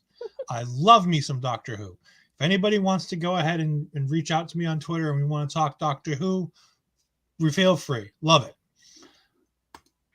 Bill, I feel you. I probably my would have defended her better too. I agree. That being said, if I was randomly holding Mandy Rose and I didn't expect it, I'm not sure that I could have composed myself in enough time to have defended her either. I just wish that my boy, who's supposed to have my back, would have been defending her for me, knowing I was stunned. You know what I'm saying? Like, we're all big guys over here. Sorry. It's okay. I'm a curvy girl, so we're kind of in the same route. It's okay. But speaking of this, I'm going to go ahead and take a moment to thank our other sponsor. So I'm going to go ahead and take the big screen, and I'm going to go and put this back on the bottom line. Where did it go? Here it is. And remind you that this podcast is sponsored by Manscaped. Manscaped is the champions of the below the waist grooming champions of the world.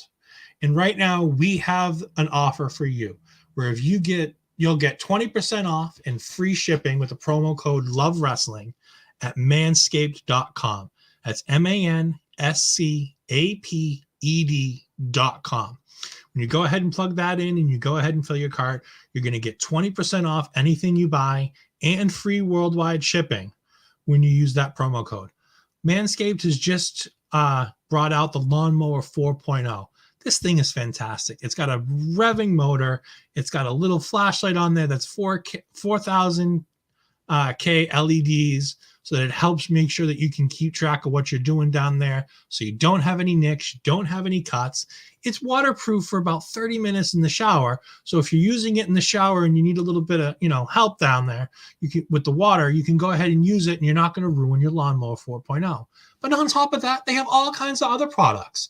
They have the ball deodorant, the crop reviver. They have the crop preserver, the ball toner. They have these great little mats that look like newspaper articles that you can go ahead and put on the floor, so that while you're using your Lawnmower 4.0, you don't get anything on the floor, so you can go ahead, so it's easy cleanup. All kinds of fantastic stuff. So again, make sure you go to manscaped.com, put in the promo code LOVEWrestling to get 20% off and free shipping. Again, that's manscaped.com, MANSCAPED, manscaped.com. Hello. Hello. So we continue on with the show, and we have LA Knight come out. But first, a commercial break. And what happens when we come back from this commercial break? Do we get Joe Gacy coming to the ring? Of course not. We get a Diamond Mine promo. And I like this promo because this is where GYV comes in, says the Creeds need to worry about them, and we go ahead and we get that back and forth. Then we get the LA Knight versus Joe Gacy match. Ashford, why don't you go ahead and walk us through some of this and tell me what you thought of this match? Honestly, I would have done without this match because I really don't. Not because it's a heel, obviously. I know the difference just in case, so don't come at me. But just like the Gacy stuff is not for me. So just like I feel like I turn off when he's in the screen, to be honest. But aside from that, we got Waller and his bodyguard. I forget his name. Probably know it. Sanga. There you go. He shows up. He does his finisher move on LA Knight, but he goes to the corner so the referee doesn't see it. And just when he's about to lose by count, now the Knight goes in the ring. And Gacy does his finisher move, but he wins overnight, which is something I kind of expected because I feel like LA Knight has been actually losing to the new guys and giving them that push more recently. So I already expected Gacy to win. And then afterwards is when we get Waller saying, if you face my bodyguard next week, then I'll probably take away that restraining order that we have. So. Yeah, I thought this was great. LA Knight and Joe Gacy had really good chemistry in this match. LA Knight is absolutely fantastic. For those who don't know, LA Knight is not long for the NXT world.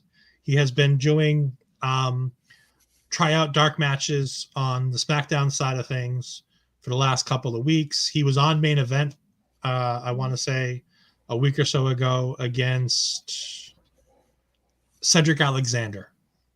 On top of that, one of the convenient lines that were in the Grayson Waller promo that stuck out to me was, "I own this place. NXT is mine. You don't belong here anymore. I want you gone." And I'm like, cool. They're going to continue this legend killer-esque style. I get rid of all these big name guys. You know, I got rid of Johnny Gargano. I got rid of AJ Styles. I got rid of AJ Styles. You know, and now he's going to go ahead and get rid of LA Knight. Our friend Cody's not feeling too well, or else he'd be on here joining us. Doesn't think the dark. I don't think the dark matches mean anything, but the words in the promo kind of spell like he's probably going, and I don't think there's much. I don't think there's much left for LA Knight in NXT. I think more because I think that there are big things for him on the main roster, because I think he's kind of hard to screw up. And I mean, I know I've just sealed his fate, but I really feel like he's kind of hard to screw up. The dude can talk, and like, he wrestles really good, and he seems like Vince McMahon's kind of dude. So like, yeah, it's a lot like EC3, but I think he's better on the mic than EC3, and he's done things with Ric Flair, with the stupid auto shield commercials, or whatever it's called. And he's worked with The Rock on The Rock's reality show. And he worked with guys like Drew McIntyre and Bobby Lashley in Impact. Like, the guy has enough clout with the right people at the top of the card on the main roster that I think that's where he's headed. Mm-hmm. I could be very well wrong, but I think if they're doing this Grayson thing, if Grayson's going to run out some of these legends and stars, that I think this might be a way to get him out. Maybe a loser leaves NXT match and LA Knight loses. Like I said, there's all kinds of different opportunities for it. I really hope LA Knight has a great future. This dude has put in so much work to get where he's at, and I just want good things for him, because the dude is ultra talented, and I don't think he's done anything terrible. And if he has, I'll feel really bad. I like him, and I don't want to have to hate him. That being said, people we don't hate is features. The other problem. Yeah. Well, we also got Cody popping in saying maybe LA Knight gets the big win over Grayson and moves into a title feud with Breakker. That's very possible. I mean, like I said, I could be seeing this all wrong. I really could.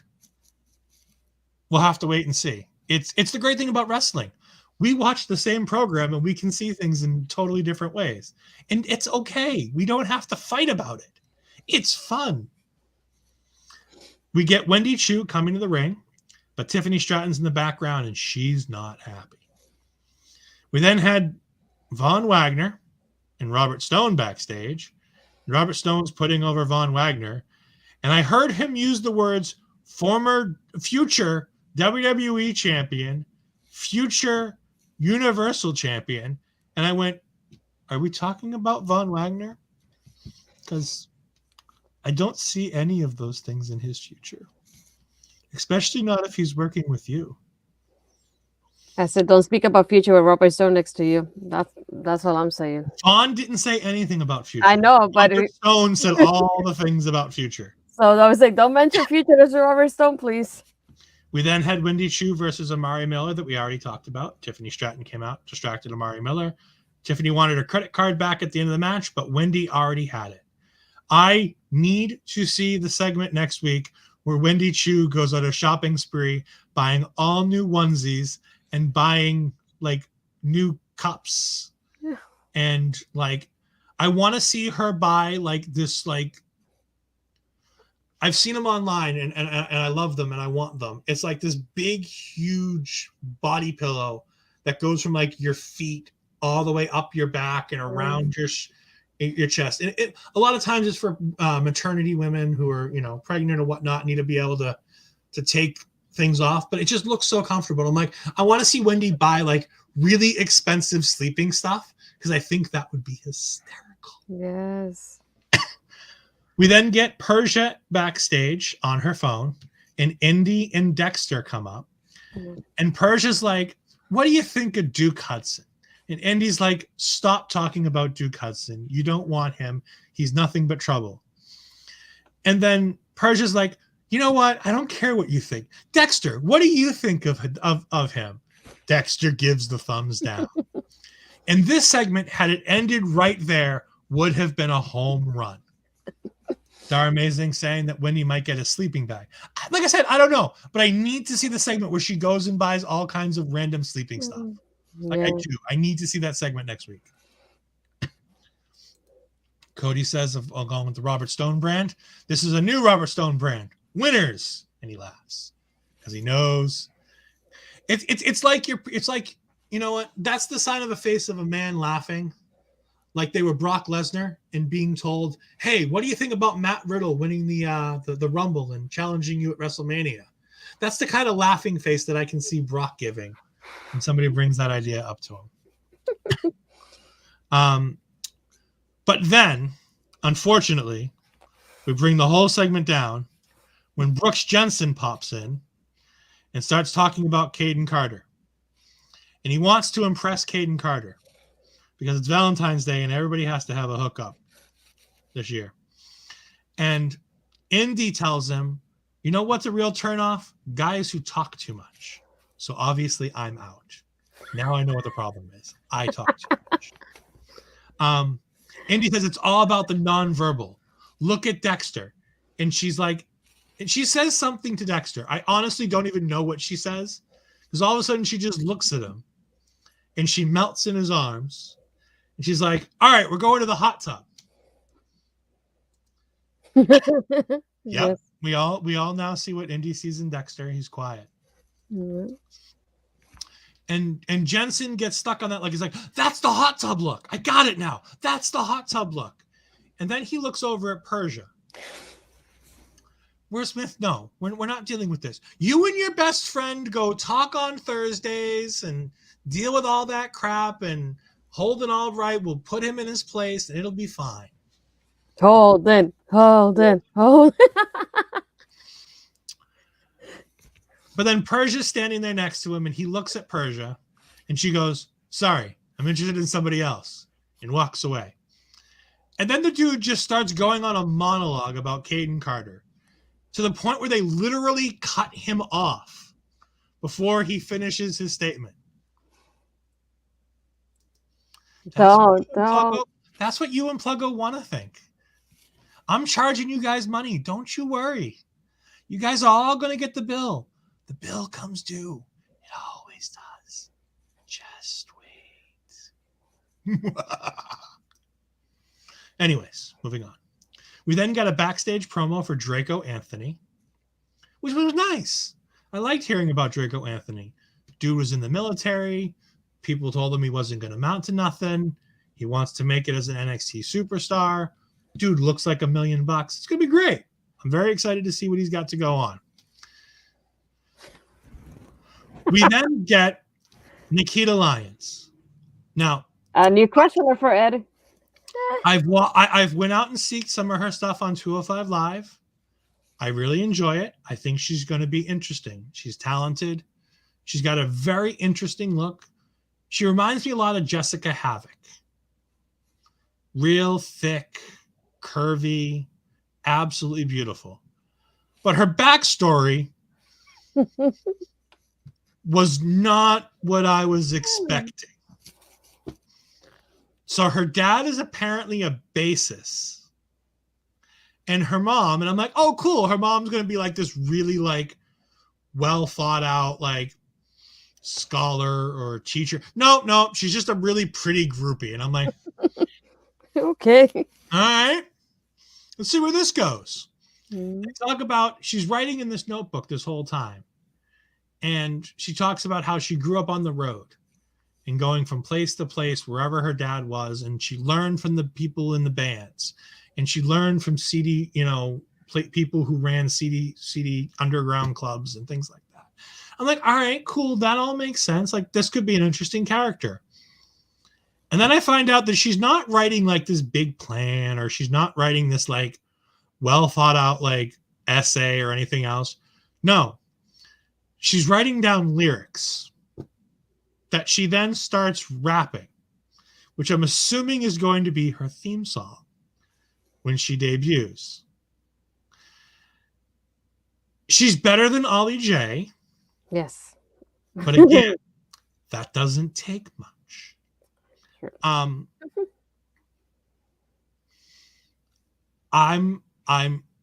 excited because it's NXTea and she's fantastic.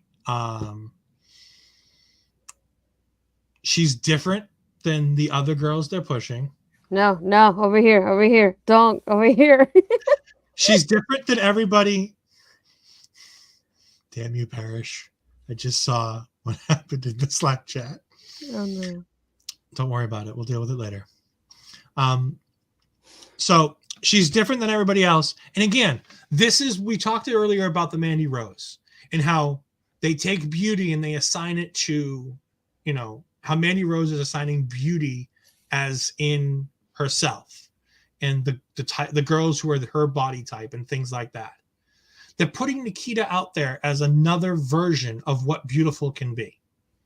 Mm-hmm. And that's good because they're giving us different things. So they're giving us people that if you're curvy, you can look up to people like Dewdrop. You can look up to people like Havoc. You can look up to people like Jordan Grace.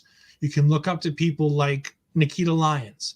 And you can go, this is another type of beautiful and it's acceptable.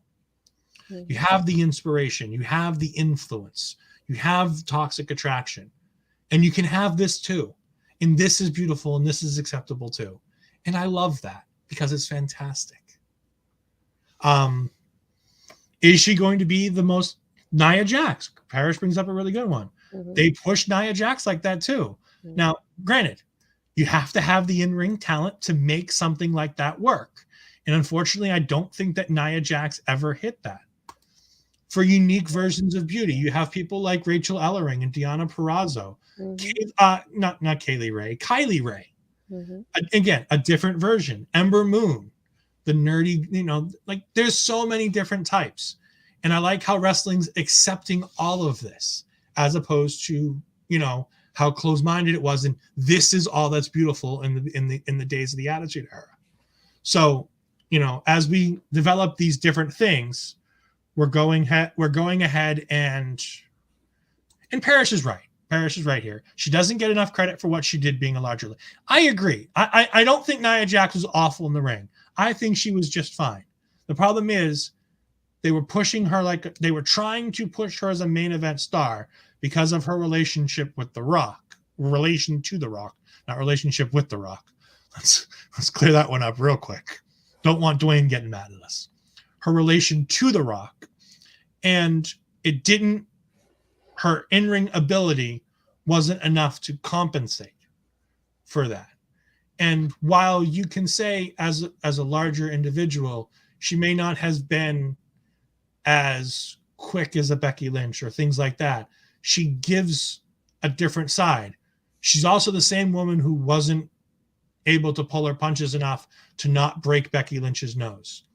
She also, hurt Kairi Sane.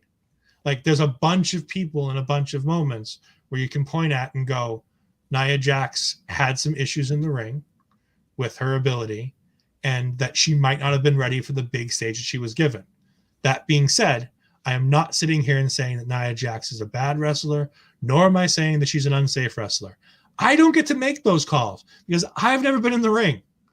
All I can tell you is that she broke Becky's nose and that wasn't intended and that can't be a good thing. Thank you, Parrish. Thank you. Yes. Okay. All right. No. Bottom one. There you go. Yes. Back to NXT.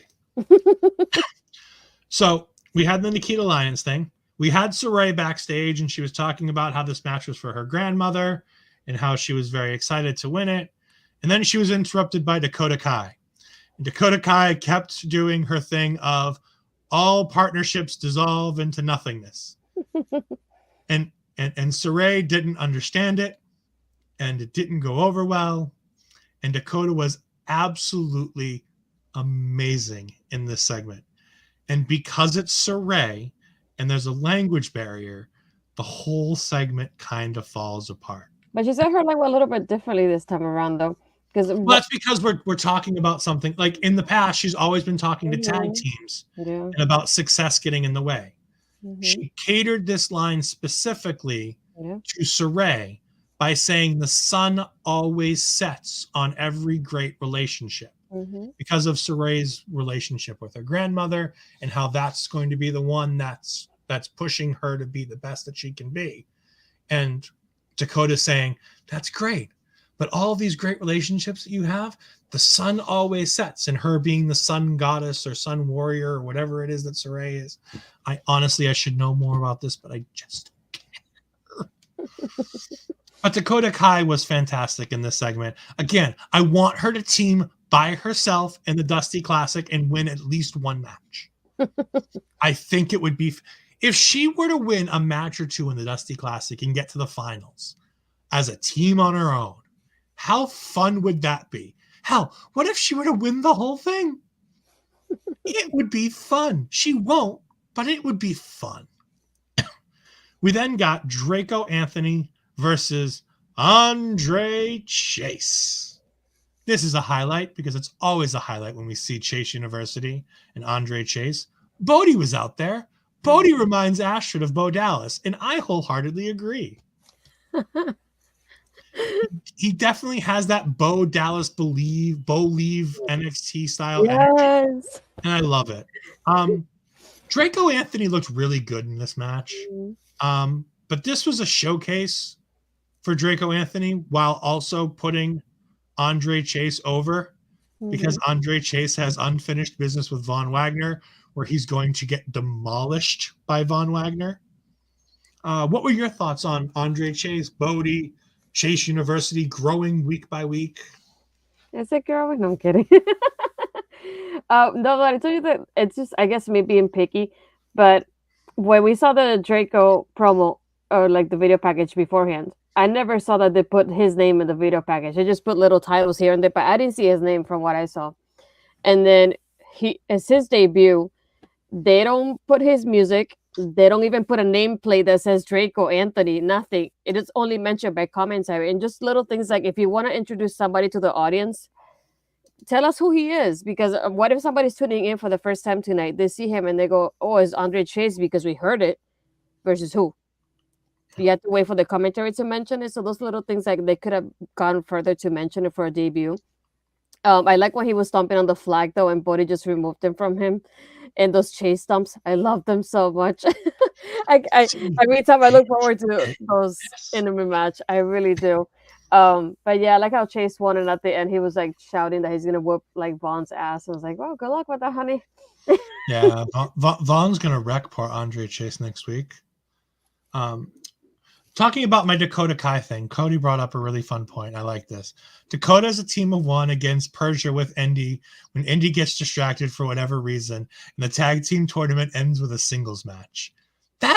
That's not half bad way to do that. I kind of like that. It fits. It fits with all the character stuff done so far. And I think as long as you give Dakota teams that she can beat on her own viably, like you can give her Valentina and Faraz, or Faraz and Lions, or the ones we saw last week. You remember them. If you give them that she can kind of just go through with, like, you know, with no issue, and you give her like a team like Tiffany Stratton and, you know, Amari Miller, say they're a tag team. There we go. They're amazing. Always saving my bum. Leon and Faraz. Leon. She needs to lay on the ground so that Dakota Kai can pin her for 3. Oh my god. That was cute. I like that one. So after this, we get Mandy Rose still running away from Kaylee Ray. That's the part where we got all the spaghetti and stuff. Mm-hmm. And then we get a rundown of next week.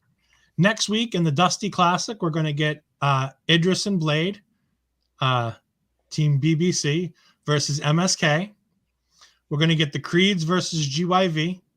We're going to get Sangha versus LA Knight. And I have this written down because I'm assuming we're going to get it next week, even though they didn't guarantee it. And we're going to get Chase versus Von Wagner. And Dakota and Saray. Oh, is that announced for next week too? In the corner, yeah. Okay, so we got Dakota versus Saray next week, which will be fun. And then we had the main event. Legado del Fantasma came out, and then we had Braun and Daddy against them. They did do a nice thing here in the beginning of the match, and they talked about the Dolph Ziggler stuff from over the weekend with the Rumble. I like that. If Ziggler were to come to NXT and do like an AJ Styles thing with a feud with Braun Breaker, I'd be all in for that. Like, I think, oh God, watching Dolph sell for Braun Breaker would just be fantastic. I think it could be a lot of fun. Dolph would have a field day with all the Steiner references. I just think it'd be great. But getting back to the match, Braun Breaker and Tommaso Ciampa. Braun Breaker gets beat down for most of this match. And then he tags in Tommaso Ciampa. And Ciampa starts getting the advantage. And Wade Barrett makes a big point of this, that it was a mistake. And he tags back in Braun Breaker. And they do a spot to the outside. And then Braun Breaker's left in the ring. And he has the advantage. And Santos Escobar gets on the outside. And Braun Breaker gets distracted. And he almost loses the match. And then Tommaso Ciampa comes in. And he pushes Joaquin Wilde off the top rope through the announcer's table. And Mendoza gets put down with the spear and then with the slam. I don't know what kind of slam it was, but it's the Braun Breaker slam. And he pins him 1, 2, 3. And Santos Escobar has the look of pure shock and awe on his face. And I'm like, but this is how this match was always going to end. Like, this match was perfectly designed for your boys to get the crap kicked out of them. And then you have to, be the big bad guy. Santos and Braun Breaker bark. I say bark back and forth because it's a Braun Breaker joke. But they argue back and forth, and Santos, gets up on the apron, but inevitably goes back to the outside. And then that's when Mandy Rose, still being chased, comes out, and we get that final segment with KLR. Your thoughts on all the Braun Breaker and Tommaso Ciampa stuff, and Braun Breaker versus Santos Escobar as a feud so far, what we're assuming is going to be with a title match at Vengeance Day? I missed some of this because I was getting ready to set this up. But I did watch, I like when they were clapping together the way Ciampa claps, and we're next to each other doing it. It's just like, that was so nice to see. I like how it's going so far. They're just like me liking Santos. I wanted Santos to be NXT champion, and obviously getting this title match, the match will be good, but he's not getting the championship, which is like the bittersweet part for me. But I don't want to enjoy the match. It's just the part that I'm just like, I want him to be champion, but it won't happen though. But yeah, I like how they're going, and I like the facial expression, like he was so shocked because he thought they were gonna win. And then when Ciampa pushed Wilde and then Wilde landed on the commentary table, his facial expression was like, I was not expecting him to go that far. And just like overall, like the facial expressions that he made, I think Santos made it like once or twice when they were to pin Braun. I was like, it's not happening. And like you said, I was like, I already knew who was gonna win, so it's like, they were not gonna win this. Why are you being so shocked that they got pinned? But other than that, it was good. I like also, I believe it was Wade, if I'm not mistaken, how he kept bringing up in commentary like, people like Braun get a lot of opportunities for like the championship, and people like Santos don't get enough, and that's why he's doing this now. And I like how they point and highlight those kind of things in commentary during the match too. Yeah, like I said, Wade Barrett has been a joy on NXT commentary since he joined. I miss him and Beth Phoenix. Yeah. I miss the two of them together. But him and Vic have a great chemistry. Mm-hmm. And they've worked out exactly how it works. And it's fantastic. Going like little things like Vic Joseph talking about when Toxic Attraction was coming out to the ring and saying, I can't wait for you to get them all these Valentine's Day gifts just for Mandy Rose to throw them in the garbage. Like just absolute great one-liners that they just keep popping out every week. There's one or two that just pop me and it's great. Mm-hmm. And unlike Corey Graves or Michael Cole, or even to an extent Pat McAfee, like they do all of this without getting on my nerves. Mm-hmm. Like McAfee's great. Don't get me wrong. I love myself some Pat McAfee. Him and Michael Cole together are fantastic right now. But McAfee can be a little much sometimes. Mm-hmm. Corey Graves, for as much of a dunce as he can be a lot of the time, on commentary, he's really not that bad. It's just, I feel like they don't sound like they're arguing like in a bad way, like they're not trying to get over each other, trying to speak too loud over each other. They're just like, it feels like a conversation, just like I'm gonna one up you, and they take back and forth. But it's like, for example, like when Jericho was on AEW doing the commentary, he's literally yelling, and I was like, I don't want anybody yelling while I'm watching the show. Like you sound louder than the rest of them, and to me that doesn't sound so good. I like how they in here they're like leveled up when they both talk to each other, even though they're going against each other in a way. And it's like two brothers fighting. The way I put it is like it's two brothers fighting. It's like, oh, this is what you're doing. It's like it's really good, and it's not as annoying as Byron Saxton versus Corey Graves. Like I don't feel like Wade's putting Vic down. I don't feel like Vic's putting Wade down. It just was like they know where to stick the knife. Yeah. They just keep poking each other with these butter knives. It's enough to aggravate you, but not really hurt you. And I think it's great. This week's episode of NXT was just really fun. NXT After Dark is great, and there's a line that they're about to cross, and they have to be careful. But they're making the conscious decision to go with it. And they need to make sure that they're watching what they do and making sure that the women are respected, as well as thirsted upon. And that's a tough line that they have to walk, but they need to be able to do it. And I think that's the takeaway from this week's episode is Toxic Attraction is a thirst trap. And that's fine. There's room for that in wrestling. But how do you do that and have the women's evolution and make sure that your women are taken seriously? How do you do that? You put on 7 to 8 women's segments on this entire show. You make sure that the last thing we saw was Kaylee Ray doing a gory bomb to Mandy Rose. That's the way that you make your women feel important. All the other crap that happened tonight with Mandy Rose, if you feel like it was bad, at the end of the night, you got your Kaylee Ray being the babyface, getting hers on the heel moment when she goes ahead and hits her with a finishing move. You're getting the moments that you need. You just have to be careful of the lines you cross on your way there. A couple other comments just to finish up the comments on commentary. We got Parrish jumping in. Graves versus Saxon has aged to the point where I'm like, let's move and grow up. I agree. Although I wouldn't mind seeing Graves versus Saxton as a pre-show match at WrestleMania. Just saying. I wanted him in the Rumble, dang it. And then we got Cody coming in. McAfee is a lot and far too much sometimes.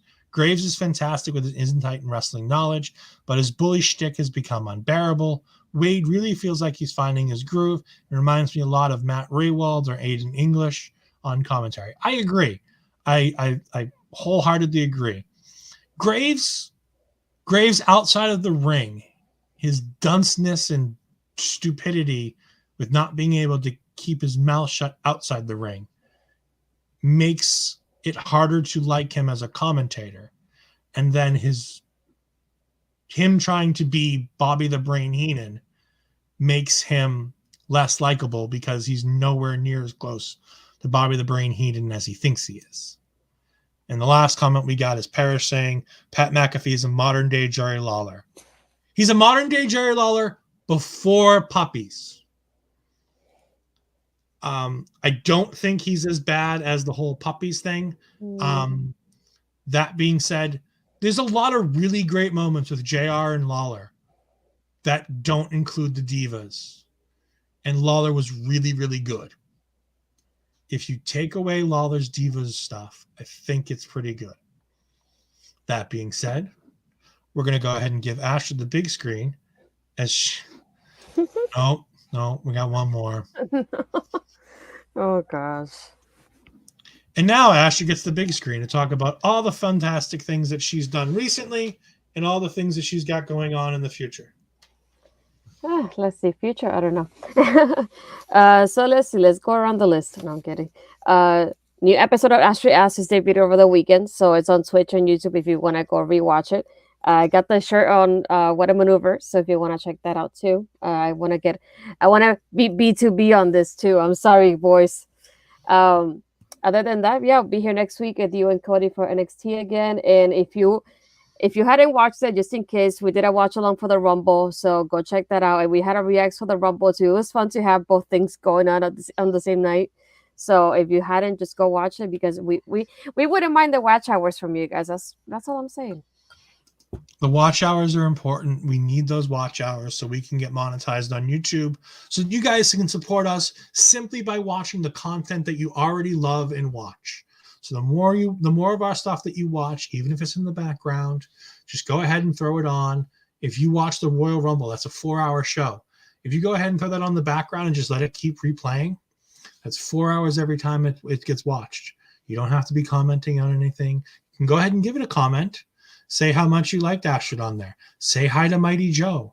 Talk about how Matt was on the show and talking about WWE stuff. All kinds of different stuff that you can talk about.